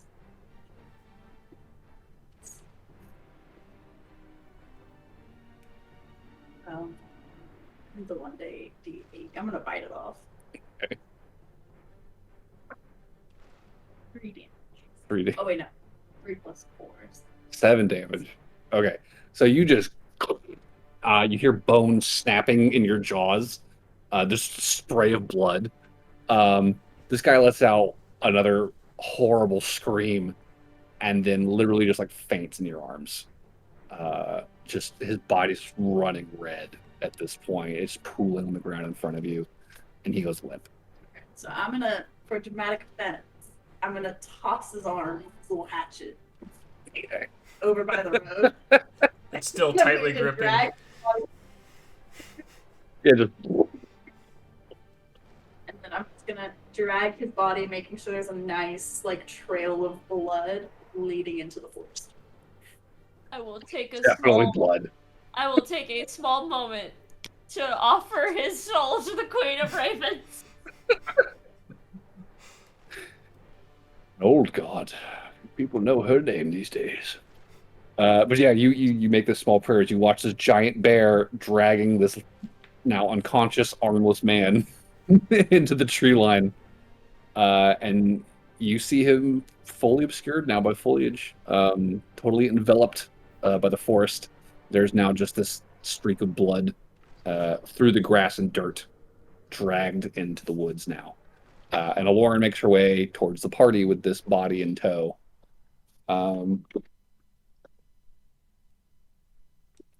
So, what are you doing now? I'm gonna put the poor man out of his misery and just end. You're just gonna finish him off? Yeah. Okay. Yeah, it doesn't take much. You just fucking just bend down just with your jaws, and just more blood comes out. And he's deaf. In front of my friend, go, "Look." Scary bear. So you jest, but you stand up on hind legs as a bear, and And your like mouth is covered in blood. yeah, it's actually kind of scary. That sounds fucking terrifying. Like, It's a lot less funny than it was. I feel like at this distance. like I feel like Burberry like looks up and then there's like this long pause and he just goes like There's a golf clap.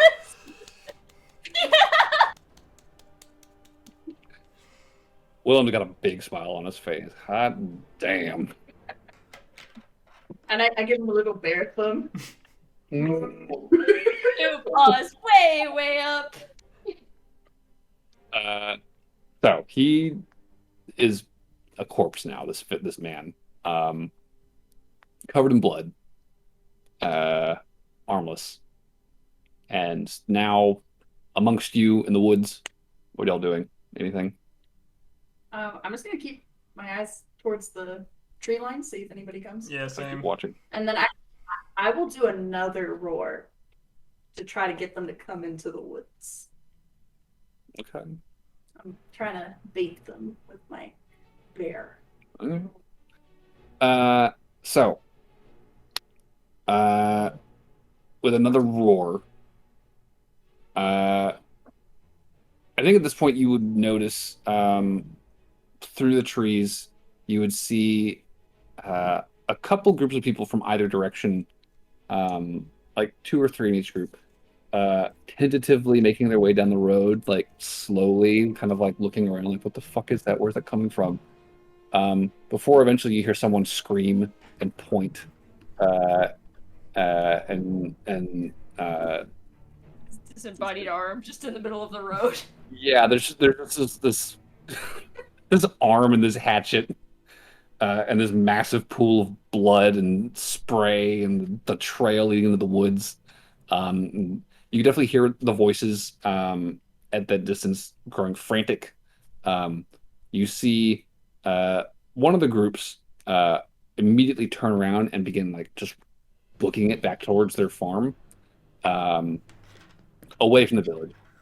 The other group, takes off towards Theron's Hold itself, the settlement.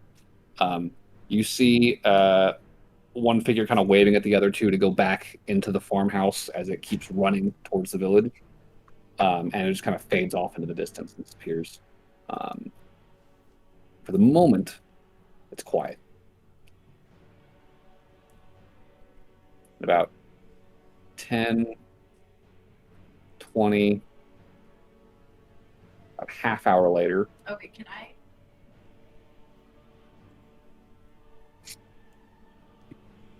Never mind. Hold up. All right. Could we drag that body at least out of the way of things? You want to drag it deeper into the woods? Yeah, just get it out of the battlefield, I think. Okay, yeah. Or how about I drag it and I look like I'm eating it, and y'all are just like hiding in the woods behind me. So then they don't suspect y'all to be there, and you guys can get the sneak attack on them. I do think we should be stealth for this first group, just because if it's a small group, then we're gonna need someone that can yell back that a bear is attacking.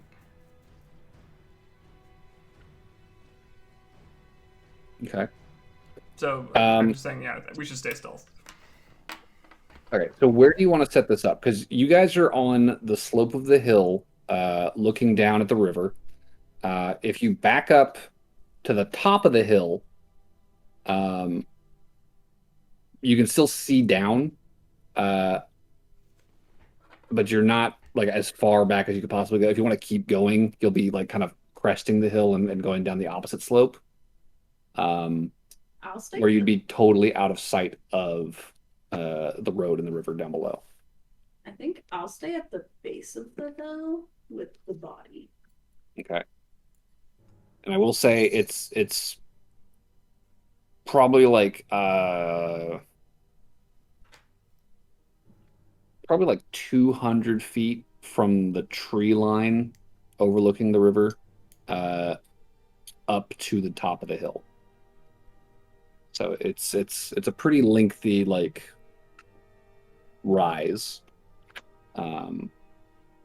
before it starts to dip back down again. So you want to be at the top of the hill, you said? No, it's a base. Base, so close to the tree line.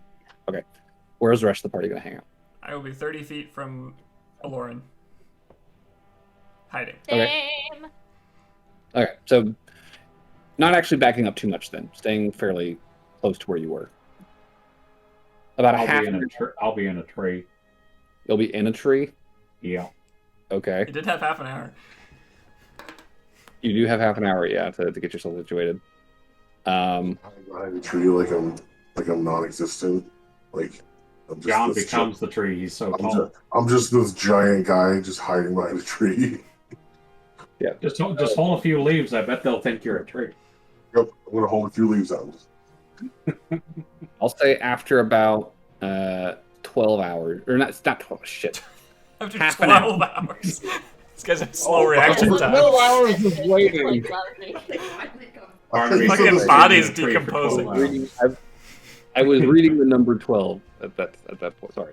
After half an hour of waiting, you do see a pretty sizable group beginning to make their way up the road. And as they draw closer, you can see these men are armed. They are all garbed like the the same sort of thuggish guards that have been in Theron's employ this whole time. Crossbows in hand, heads on a swivel, and by your count, you can see that there are about 14 of these guys. Tell how many have feathers. Give me a perception check. Could I also spot feathers? Yeah. 17. 17. Not great. 12.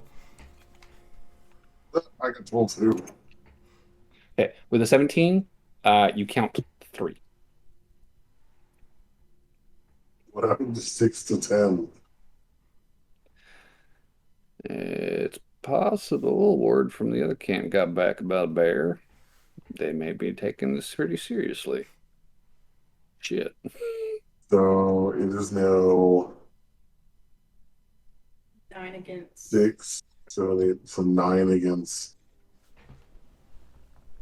12-ish. 9 against 11. It's not terrible. Maybe fall back a bit into the trees. A little bit. Maybe we don't take this fight right there on the road. We can take out 1 or 2 people in a surprise He's round. talking to the group. We're already in the I think trees. that, If we can I take out think- 1. Literally. I think we should fall back so that they are definitely in the trees when we start fighting. So Aloryn's gonna get a message in her mind from Burberry that says, we might want to back up a bit. All right. since we're 30 feet apart, and that way we won't have to yell at her. I will do another roar, Mhm. and then I will back up into this. I'm Okay. able to stealth so that they pass by me. Are you wanting to stay in your position then? Like I want to try to get into a position where they can go past me so that I'm behind them. Okay, so you're like cutting off escape. Yeah. Okay. Yeah, go ahead and give me a stealth check then. So I'll put this together. That is that's not as good as I could hope for. That's 16. 16. Okay, it's not bad. So you are just kind of like finding the biggest tree you can to kind of like hide behind and wait.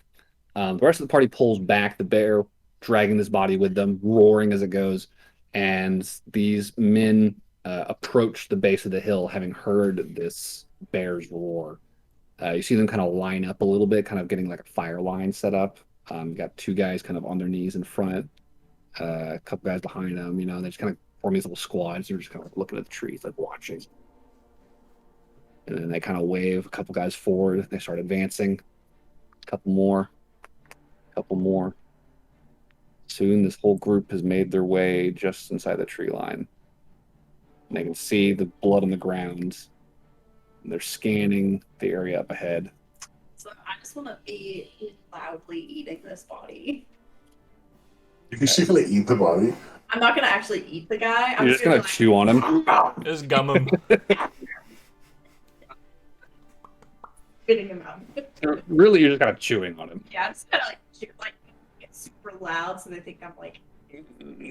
I'm trying to like get my spit to be all foamy so I look kind of like rabid, like I'm a scary bear. Oh, cheesy. Blood red foam. All right. So you're being very obvious and drawing them pretty close to you. They catch sight of you. They're probably like 50 feet from you at this point. And they do not notice you, John, at all. They have advanced past you with that 16, and Yeah, they are just fully focused on this bear, loudly chewing an associate of theirs. Catching sight of you, immediately they're just like, "Shit, there it is! Get it!" Can I send a message to one of our feathered friends? Mm-hmm. That says, the bear's on your side or your friend's side. Best not attack it immediately. And you actually see one of the guys kind of like looking around. He kind of taps his buddy. And you can see them whispering to each other from like the back of the line of this group. Meanwhile, the bulk of this group is very quickly like raising their crossbows to shoot at you. Oh, Aloryn. also, I'm going intimidation again with a big old mighty bear roar. Okay, go ahead and roll intimidation. Just lessen the number of people Um, shooting at how far- the bear. How far behind the group am I? You're within 30 feet of them easily. It's maybe like 20 feet ahead of you. When they level their crossbows, can I take an action? Yeah. What are you doing? I want to go into a rage, and then I want to just like pile drive into the back of them. And don't forget to dodge our feathered friends. Yeah, like I want to like if I can just pile drive like with my polearm like sideways, just like line drive right into the back of the group. Okay. So John has been hidden, as has the rest of the party.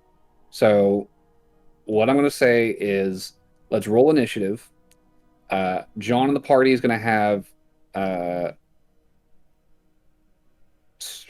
Well, wait, no, it's not that they have surprise. It's that the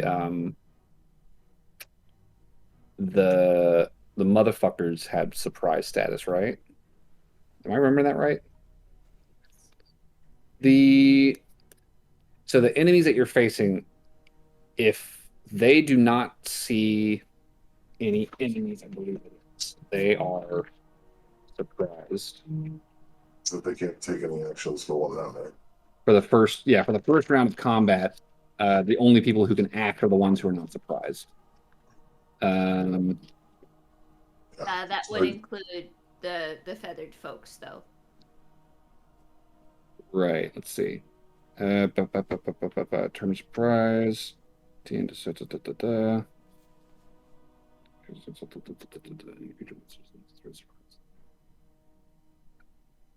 Yeah. Okay. That's fair. Yeah. Dexterity. Yeah. So go ahead. Yeah. Let's roll initiative.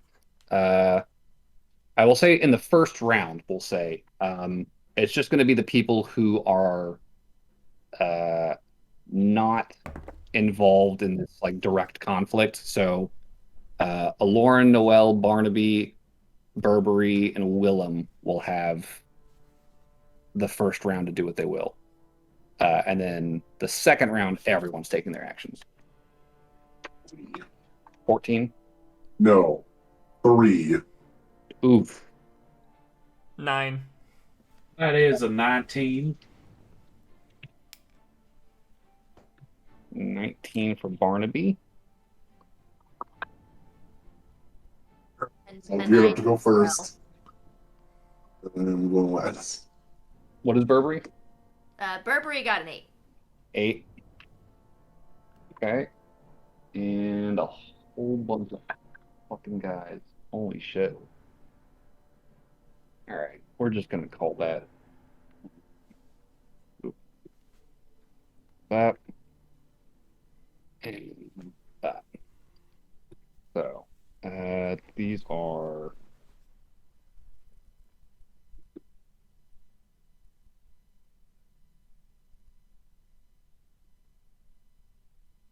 There are 9 of them, I believe it was. And 3. Wasn't it 11? 11, excuse me, you're right. You said 9. That's what it was. 9. Yeah, we have 9, including the 3 on their side. Yeah. Okay. And There is.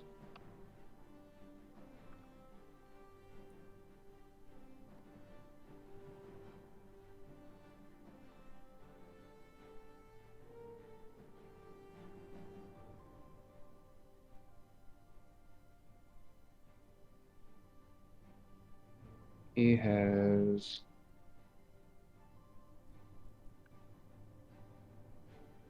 All right. So at the top of this order, Barnaby is going first in the surprise round. So Barnaby, what are you doing? I think I'm going to line up a nice little shot. Okay. I got a range of 80. Farthest I can get back with 80. You could definitely hit them. Yeah, that's not going to be an issue. I just want to hit the farthest one in the back of the 80 For the feet. farthest one in the back of the group. Yeah. I want to pick off the ones in the back. The group is not like super spread out. They had formed like a little too deep, wide line to just like pepper the bear was the plan. So he's like 5 feet behind the others. All right, that's fair. Just got your pick of guys without feathers in their hat. All right, I'm just going to loose a bolt. Okay, go ahead and roll to hit. I will say that if you are not in melee combat with somebody right now because you're in like a wooded area, generally speaking, people are going to have half cover because it's pretty like thick trees here. All right, that's a 17. 17. Yep. Still. All right. Go ahead and roll damage.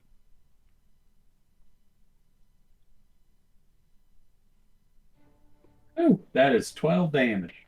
Oof. Okay. That's one guy who just an arrow just appears in his chest, just spray of blood, and he just drops like a brick, just before anyone even realizes what happened. Nice. What's up? Is my hit points just 34? As a bear. Yeah. Yes. Okay, because it says 40, 10. 40, 10 plus 12. Oh, that's the hit dice they use to calculate. Yeah. Okay. So that's the total plus your constitution as a bear. Although Lauren has taken some damage at this point, right? You have, Yeah, no, I'm at 23. yeah, you're still pretty good. So that is Barnaby. Are you moving? I'm in a tree right now, so No. I'll just slink to opposite side of the tree to get some good cover. That'll Okay. probably be it. You just kind of sidestep a little bit around a branch. That'll take us to Willem, who I should look at his stat block real quick. Willem is going to cast.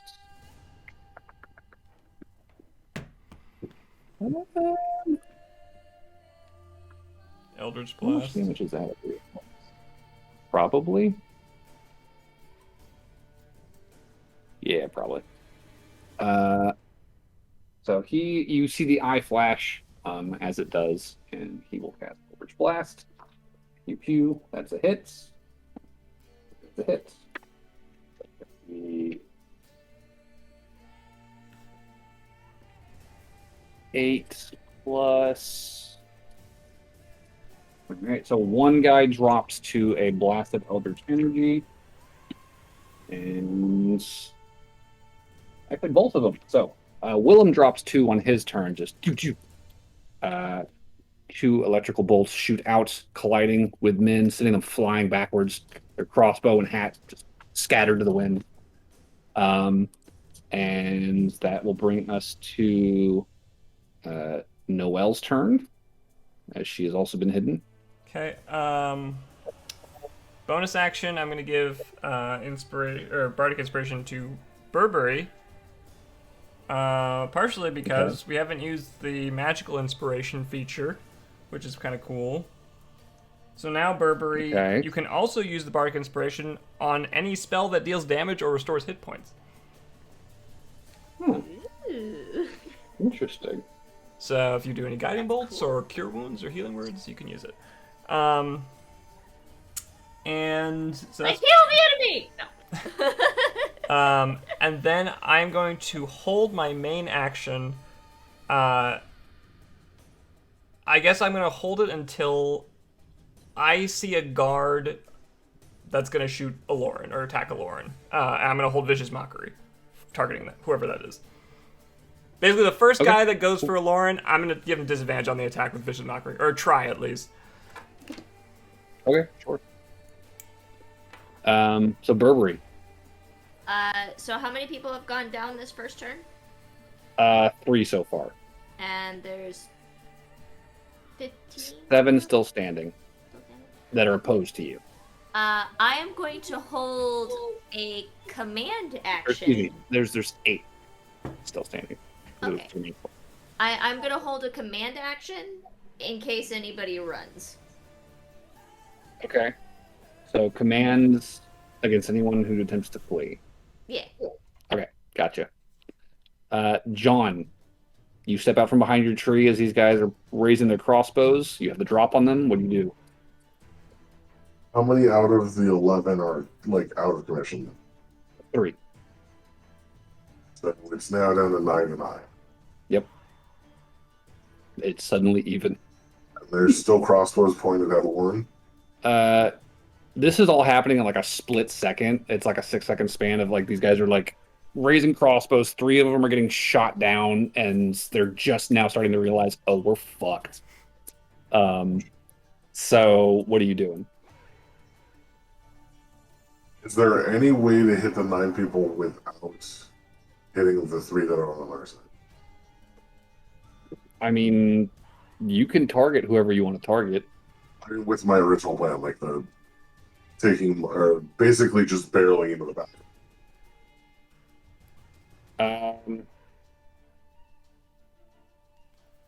I mean, barreling into them, you're only going to be able to hit, one guy with a solid contact that way. And I mean, is the plan to knock him prone, or? My whole thing is they're like right up against each other, right? Like they're all packed together. They're not like clumped. It's kind of like a 2 deep line of it's like a firing line. So you got the one guys who kneel down in front to shoot, and then you got another guy in the back shooting over. So if you had me, John, with my pole arm sideways and ran into the back line, wouldn't that push everybody into each other? You hit 2 guys. You could get one solid. See, the pole arm itself is gonna just kind of like batter against the backs. That itself is not gonna knock somebody over. That does not have a ton of mass to it. I guess I'm thinking of this as like a full like a linebacker running into the back of a. The linebacker is going to do some damage. The pole arm is the stick the linebacker is carrying with him. That itself is not. I'm not talking about damage wise. I'm just thinking like if you take like a football line and you throw a linebacker into the back of it, sure, they're going to go over. You could definitely like knock somebody for sure, but toppling the entire line might be a little beyond what's possible there. Then instead, I guess I will rage and then I guess like run into the middle of them and just kind of swing around. Okay. I'll just aim for the. So no, you don't want to do the shove or prone or anything. You just want to. Well, if I'm only going to hit 2 people regardless, not much point. Okay. Yeah, that's fair. I'll just go from the back line and stab the first person that's not with a feather in their hat. Okay, sure. Yeah, go ahead and roll to hit.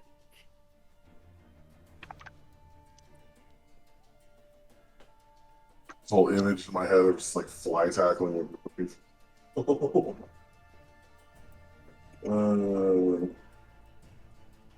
crap, I might miss. That's a 10. 10. Oh shit, you might. It does. They have higher AC than 10. So the first attack misses. Not good. I only have just the one attack, though. Oh, that's right. Yeah, we're 2. Yeah, that's it then. So that will bring us back to the top of the order. Good on reckless. They saw you. You guys are moving at the same initiative. Yeah. Your party had the drop on them, so they're acting before this all kicks off. Yeah. So, full initiative round now. Everyone's participating. No more surprises. Barnaby is at the top. What are you doing, Barnaby? I think I'll load another bolt. All right. Whatever you did last time worked. Mm-hmm. That it did. All right. Roll to hit. 21. 21 hits. Go ahead and roll damage.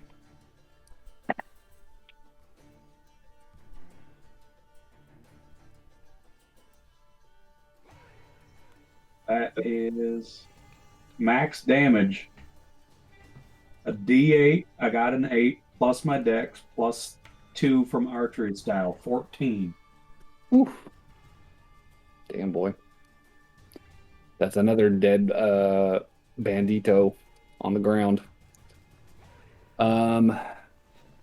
So just a rain of arrows and eldritch blasts and suddenly a giant burly man appearing behind them. There's definitely panic in the ranks. I think the front line of this group is probably still going to try and shoot the bear because that is what they're there for. So that's going to be 4, I think. This does trigger my thingy. So it does. All right. So, what does your thing do? So I was going to first person. I mean, it's all kind of simultaneous, but the first person I see attacking that doesn't have a feather in their cap, I'm going to cast Vicious Mockery on them. And if it succeeds, then they get disadvantage on that attack. Oh, okay. Yeah, go for it. Or I guess I have to roll It's a wisdom save. Wisdom save, I believe. Double checking. Let's see. String of insult. Yeah, wisdom saving throw. You have to beat a 15, I think. A 1.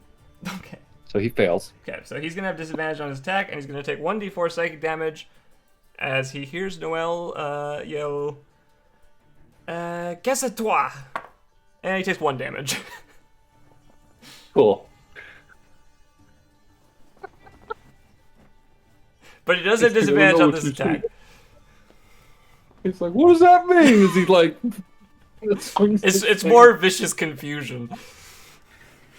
The first one is still going to hit, unfortunately. Damn. So, Aloryn, prepare yourself. This is going to hurt. Yep. It was 3 arrows are making contact. That's going to be 7, 6, 13, 16 damage. So, you are still a bear. The back line, meanwhile, which has been picked off by blasts and arrows, and is now suddenly facing this gigantic dude. They see this happening and are going to try to disengage and bail, getting out of there. Thing. So, yeah, go ahead and what does your thing do? I I can give a 1-word command to someone. If they have to they have to succeed. They have to succeed on a wisdom saving throw and beat out a 13. It's a 5. Yay! All right, I command him to kneel. So one guy is just like, oh shit, and like just runs from John. The other one also turns to go, but instead it's just like, no. He's like getting down on his knees. Frantically trying to get away. I bow to you, Bear Lord. And I'm gonna do I get an extra thing for that. So I'm gonna do my channel divinity. Oh shit. So I share temporary hit points that are worth, I want to say, Hi, Linda. Where are you? Friend, I need you. And I'll give temporary hit points to Aloryn. Just continue on and I'll figure out how many it is. How does she get temporary hit points? I share my favor with her. It's a part of my thingy. I think you have to target her with a spell when you do that. No, it says a creature. I think you have to target her with a spell to do that. I remember how that was written. Damn it. Where was it? Burberry. I want the Burberry sheet. So, Favor of the Gods, right? Yeah. Anytime you target a creature with a spell, you may share the favor. Creatures that have favor gain temporary hit points. So, whenever you target a creature with a spell, while this is active. So you could use your favor. You could share the favor with the guy you just commanded. No. You don't want to give him temporary hit points? Yeah. I mean, he's definitely gonna need them, but no. But no, it's supposed to go whenever you cast a spell on somebody. In addition to the effects of the spell, they also get the effects of the favor. Apologies. Yeah, sorry. No, it's cool. I'm still learning how this works. Same. I should know how that works because I wrote it. So confirming. Do you still want to activate that channel divinity? No. No? Okay. So just the command. He's kneeling. Then that is their turn. That will bring us to the one lead figure in the middle of this whole shebang. He is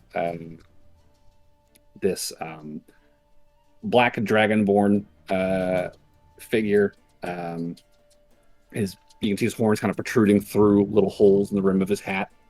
And steeling himself, he is very quickly leveling his crossbow and just pulling the trigger. Just gonna fucking blast at you because, god damn it, these fucking bears and their friends ambushing my friends in the woods. Unacceptable. Ooh, and that's a crit. Uh-oh. Oh boy. Goodbye, bear.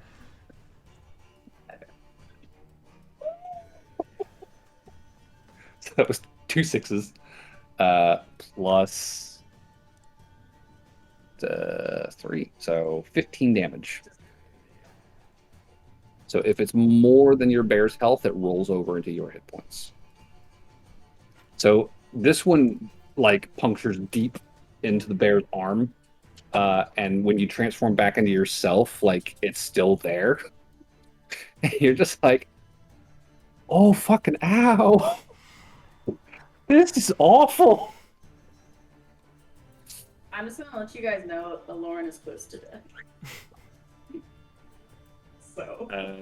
Well, that is his turn. Which takes us to Willem. Willem's eye flashes Feather one more voice. time. Forgot Feather Boys. He is going. They are on a different initiative count. Oh, okay. Sorry. Yeah. You should probably shoot the one that's running. Willem is going to target the one who just took that shot at Aloryn. This sturdy-looking motherfucking dragonborn guy. His eye flashes again, and he reaches out a hand and just like clenches a fist. And you see these like black flames kind of wrapping around the hand, and at the same time, similar-looking black flames envelop the torso of this dragonborn and kind of like squeeze. And you watch as his skin kind of withers, and he kind of starts to lose his breath. He needs to make a con save. That's actually a success. So he's going to take this damage, which is going to be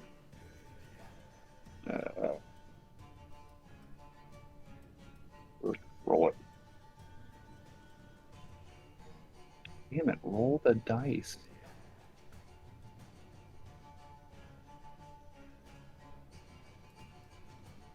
There we go. So 15, 18 total damage.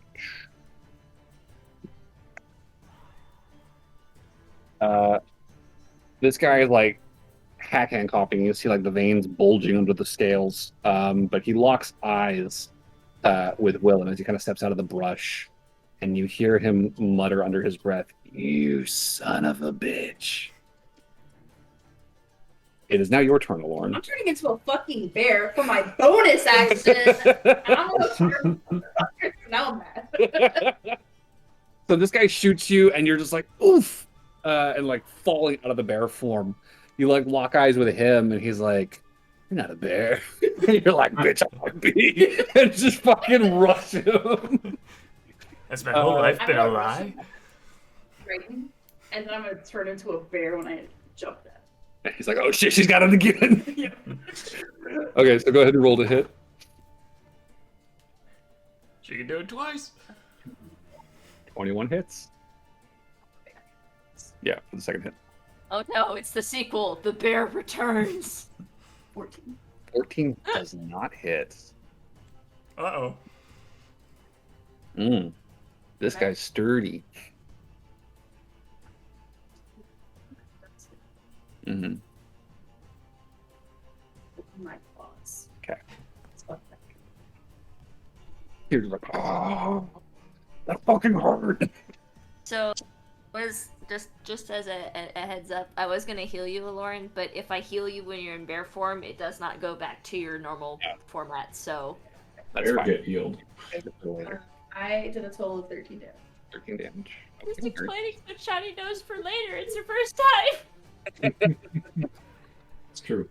Okay, so more claws raking this guy. He is like, he's standing his ground against you. He's like pushing back against you, but again, you are very big and strong. And he's like losing ground as he's trying very hard not to be mauled to death by a fucking brown bear.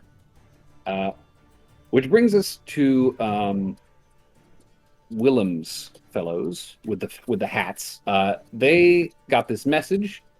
They seen Willem step out of the tree line. They kind of look at each other and they look at their friends and just level the crossbow at the kneeling guy. No, shoot the running one. Shoot the running one. Well, one of them's shooting the kneeling guy. That's a hit, so that's going to be a nice 6 damage on that. So 7 from one guy. I guess the other two will turn to shoot the running one. That's a hit. Oh, that's the same thing. It's a hit. So, oof. So 2 arrows whiz at that guy. You're not sure if they connected or not. You do see him kind of like stumble and like covering his head as he's running. There's like a faint flash of blood spray from those hits. He's still going though. And they'll kind of yell up, "Oh, that one's getting away, boss." So Noelle, it is your turn. How far out is Runny Man? Less than 30 feet from his previous position. He's like stumbling over like roots and branches and shit. He's like just frantically trying to get away from all this situation. It's a bad time for him. I could take care of Running Man. I feel like he's just gonna die your pretty dreams quick be dreams. though, and I could save my spell slots then. He does need to go away before he gets to the tree line, though. What happens when he gets to the tree line? Then there will be witnesses. You can go and get help and tell them that it was an ambush and not just a bear. Okay. Yeah, I'll take care of him then. I will cast Sleep, targeting him. That should do it. So unless he Okay. has more than about 20 hit points right now, he's probably going to bed. Roll for it. Roll for it. He might survive. How many dice is it? 5d8 worth of hit points. He could beat it. If I roll a bunch of ones. I gotta find my d8s real quick here.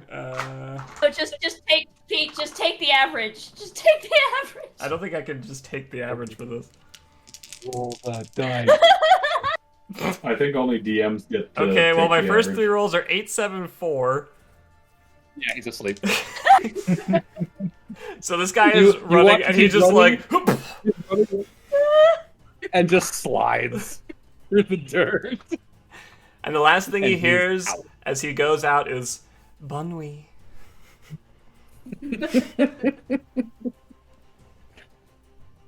And asleep he goes. Wait, The running man is dealt with. doesn't that happen AOE though? Yeah, it's that's why I asked how It far away he is. was, because it's 20 feet. Well, Yeah. if he's within the distance of the guy who's kneeling, you might take out the guy who's kneeling too. Well, they were on opposite sides of that back line, and he booked it. He was gone. He was trying to get away from the whole thing. Oh, and Burberry, sorry, it bonus is your action. turn. I'm gonna give Bardic Inspiration to Burberry. Has it. Barnaby? Is he close enough to me? On a tree. How close do I have to be? John missed his last shot. He could use some inspiration. I don't know if I can reach John. Is it just someone who can hear me within 30 feet? I think so.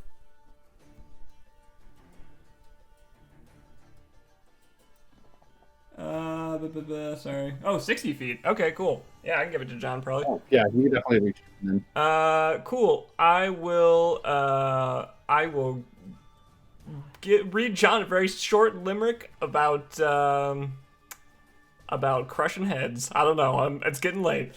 Run out of ideas. Noel just improvs one real quick. It's not my best. I'm sorry. He took out his spook and he bonked the heads for. Just killed him! John's in a rage. He doesn't give a shit. He's like, oh, yeah. Well, you have a bardic inspiration, John. Alright, it is your turn now, John. So I just No, want to no, get Burberry, like. excuse me. Burberry's turn first. Sorry. Oh, I almost skipped Burberry. Um, Bad, sorry. So John goes after I do, and then is it our? Then top of the order. Okay. should All be right. Barnaby. That's fine. Let's do some lovely guiding bolt on our miss. I missed. That's it. I rolled a 3. Well, so much for that. I just want to get clarification on who's left and where are they at. Okay. So one guy took off running. He passed out as he was running and fell and face planted in the dirt. He's like 30 feet out to the side. There's one guy kneeling on the ground in front of you who has a crossbow bolt in his chest. He is now frantically scrambling to get to his feet. There are still 4 more enemy bandit guys who shot at Aloryn. And there's their captain, the Dragonborn, standing with them. I'm going to go for the Dragonborn with a reckless attack. Okay, sure. And then Johnny attack. So that would be a 21 to hit. 21 definitely hits.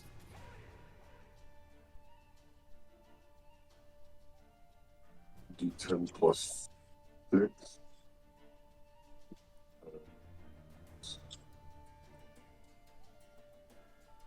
So, math in my head, it's not very nice. It's 14 damage. Ooh, good damage.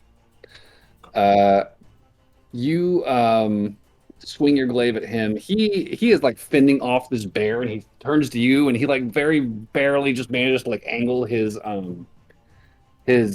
crossbow to take the bulk of this hit, but like it still bites into his shoulder a bit, and he grimaces. He's definitely feeling the pressure, and is very, very rapidly losing ground against you guys. That brings us back to Barnaby, who is still in his tree. Kill the bastards that shot me. Hey, I ain't got hit. This is a good spot. Y'all are idiots. Exactly. Y'all could have been in the tree this whole time. Tree's the best place. You don't get shot. You can shoot at things up high. Should have been a tree It's great. bear. Mm-hmm. Too slow?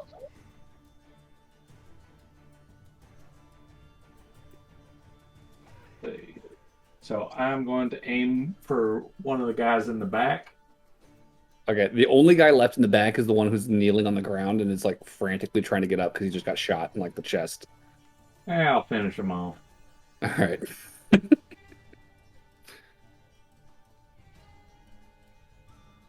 That's a 16 to hit. 16 to hit. Definitely Yep. hit. All right.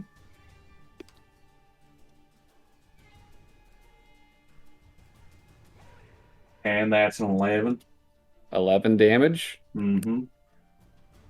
That would have killed him outright if he had full hit points. He is definitely on the ground. All right. And now I'm going to action surge, Oh shit! He's doing and I'm it. going to load up another bow, or load up another bolt and aim for Mr. Dragonborn. Oh shit!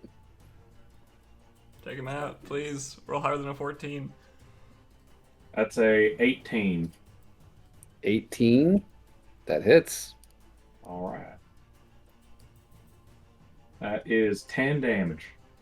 Whew. A bolt careens out of the trees, out of the branches overhead, striking him in like the thigh. He like buckles a little bit, like he's still standing. The other bandits are in disarray at this point. There's a bear and a giant man with a glaive, like in the middle of them. They're just kind of backing up away from you guys to try and like open up shots. One of them, I think, is going to try and shoot Willem because this is treachery, and At its that finest. might hit. Oh, it does hit. So Willem is actually going to take some damage. Oh, He takes 3 damage. the poor thing. And you hear Willem grimace, like this bolt whizzes like past his face, just like grazing him, and you hear him kind of growl under his breath, "You shouldn't have did that." And the eye flashes once more, and the man who fired the bolt is suddenly enveloped in a surge of fire. Oh, I love me some hellish rebuke. Mm-hmm. And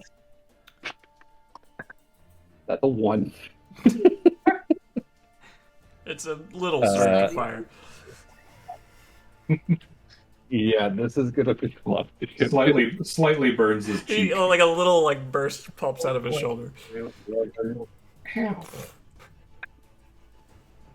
Okay. The man shoots this bolt. Willem just like makes eye contact with him, and his entire body is just consumed in this pillar of fire. There's not even any time for him to scream. It's just immediate out of the ground. And a second later, the flames dissipate, and this blackened, charred figure just drops to its knees and face plants in the dirt. The other 3 have already pulled their triggers at their intended targets. One is going for the bear. And I think he misses, actually. That's a 12. Yes! Fuck you! He's panicking already. He's like, oh, shit! I hate to say this, but you don't get that +2 from Shield of Faith at the moment. Why not? Because it only lasts 10 minutes, and we sat around waiting for half an hour. Oh, shit. Damn it. I'm sorry. You take 4 damage. There got hit. Another crossbow bolt whizzes by you. They're just nickel and diming you. The other 2 guys are going to turn on the giant half-orc behind them with the glaive, who is mauling their leader. That's going to be a 13. Ooh, and a nat 1. Fuck. There's a 13. Oh, wait, no. You reckless attack, so that's advantage, right? Yeah. So 13 stands.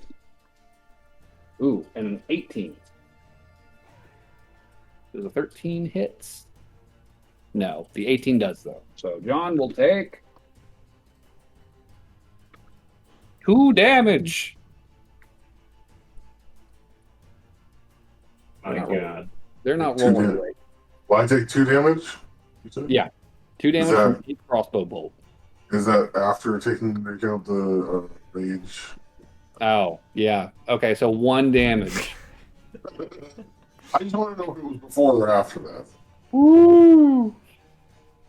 Good old John must be barbarians. really hurting right now. Yeah. Killed once in my bear form. I'm now half health and I'm a bear again, and I'm still getting hurt. That will take us to the leader, the Dragonborn, who is on his last legs. You're gonna KO me and like fucking put me down. Honestly, here's the thing. Willem has stepped out and made himself known. This man, he's like being assailed on all sides, but his eyes are kind of like locked on Willem at this point.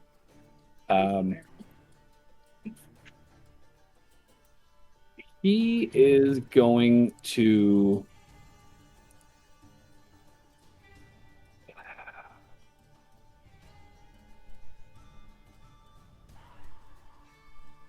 Shit, man. He got a bear mauling him from the He front. does. That's the problem. Like, He's got an 8-foot John he right really behind him. wants to get out of this, but he's sandwiched by 2 big burly motherfuckers and he's hurting. He, I think, is going to drop the crossbow and he's going to pull sword and dagger out of his belt and he's just going to start fucking just spinning around, swinging. So that means that first attack is going to be sword against Advantage against John. it does have advantage against John.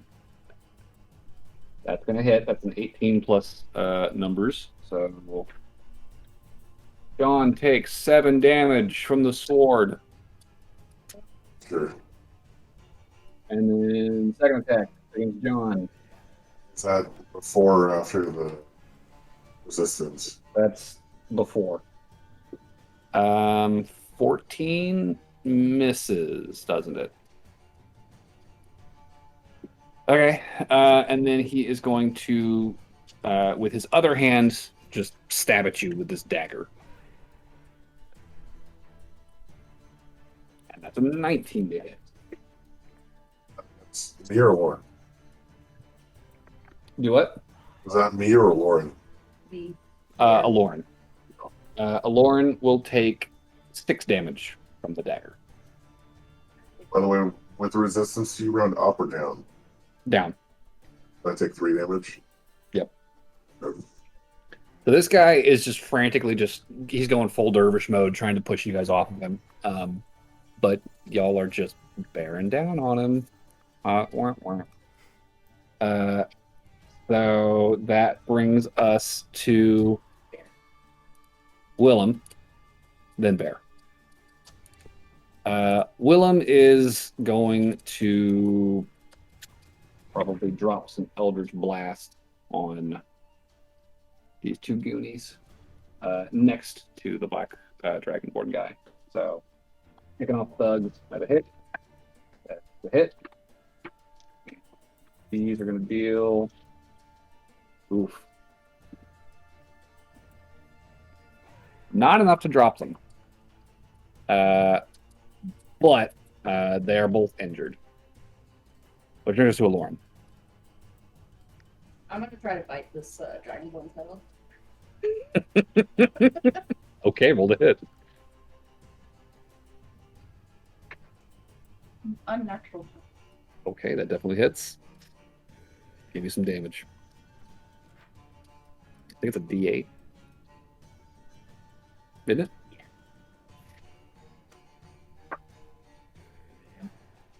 In total. my head off. That'll do it. That's awesome too. Aloryn, you just go for the throat and just and you hear the as you fucking just like tear this thing from the guy's shoulders and just fucking fling it behind you towards Willem's feet. That's some Mortal Kombat shit. Seriously. There's like a spine dangling. Meanwhile, Willem's feathered bandits amongst this group are just like dropping their crossbows, pulling out hatchets and swords, and just start hacking at the guys who are left. So that's 2 hits and a 3rd hit.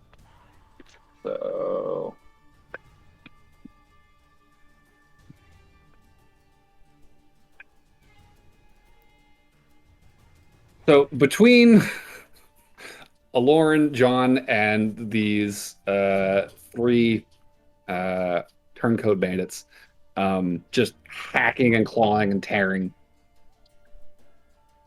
there is nobody left alive. There's one person, but he's asleep and will be dispatched shortly. There's one dude off to the side just snoring into the dirt. And that's Good it. job, Noel! Stopped him from running. So, we're going to leave it there because it is 12:30. Well, But, great MVP. game, guys. I'm voting for Aloryn for MVP. Yeah. I vote for Aloryn. She infiltrated. that bear action. There, all the time. That's all you get. You're getting a lot of fucking MVPs. She's very powerful. Bear. Envy, right? I'm just saying, you got MVP 3 weeks in a row now. Well, I mean, last week it was because we're quick thinking, and this week it's just because of the sheer amount of, like, damage that she's been taking and incurring. I'm just saying, like, she's fucking pulling it. Versatility and being able to use wild shape for the best effect, which was making it. Our jobs would have been a lot harder with that. He said it would be a lot harder without you.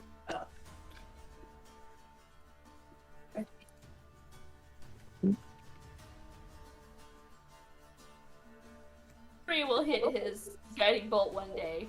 It's just, he's misguided. There wasn't much RP this time. Not really. We're mainly just talking about Yeah. Willem. Planning. You guys have been working. Did we? You have not leveled up yet. No. But you are definitely one step closer to finishing this job and collecting your fat paycheck. That's going to be it for this session, Support points. for sure. So, is there any support points? I assume not. Yeah, I was gonna say we really didn't RP that much. Yeah. The only thing I could think of was Burberry and Aloryn. Burberry helped with that cat disguise. But beyond that, like... Aloryn and Noelle had their lovers' quarrel. That's fair. That's fair.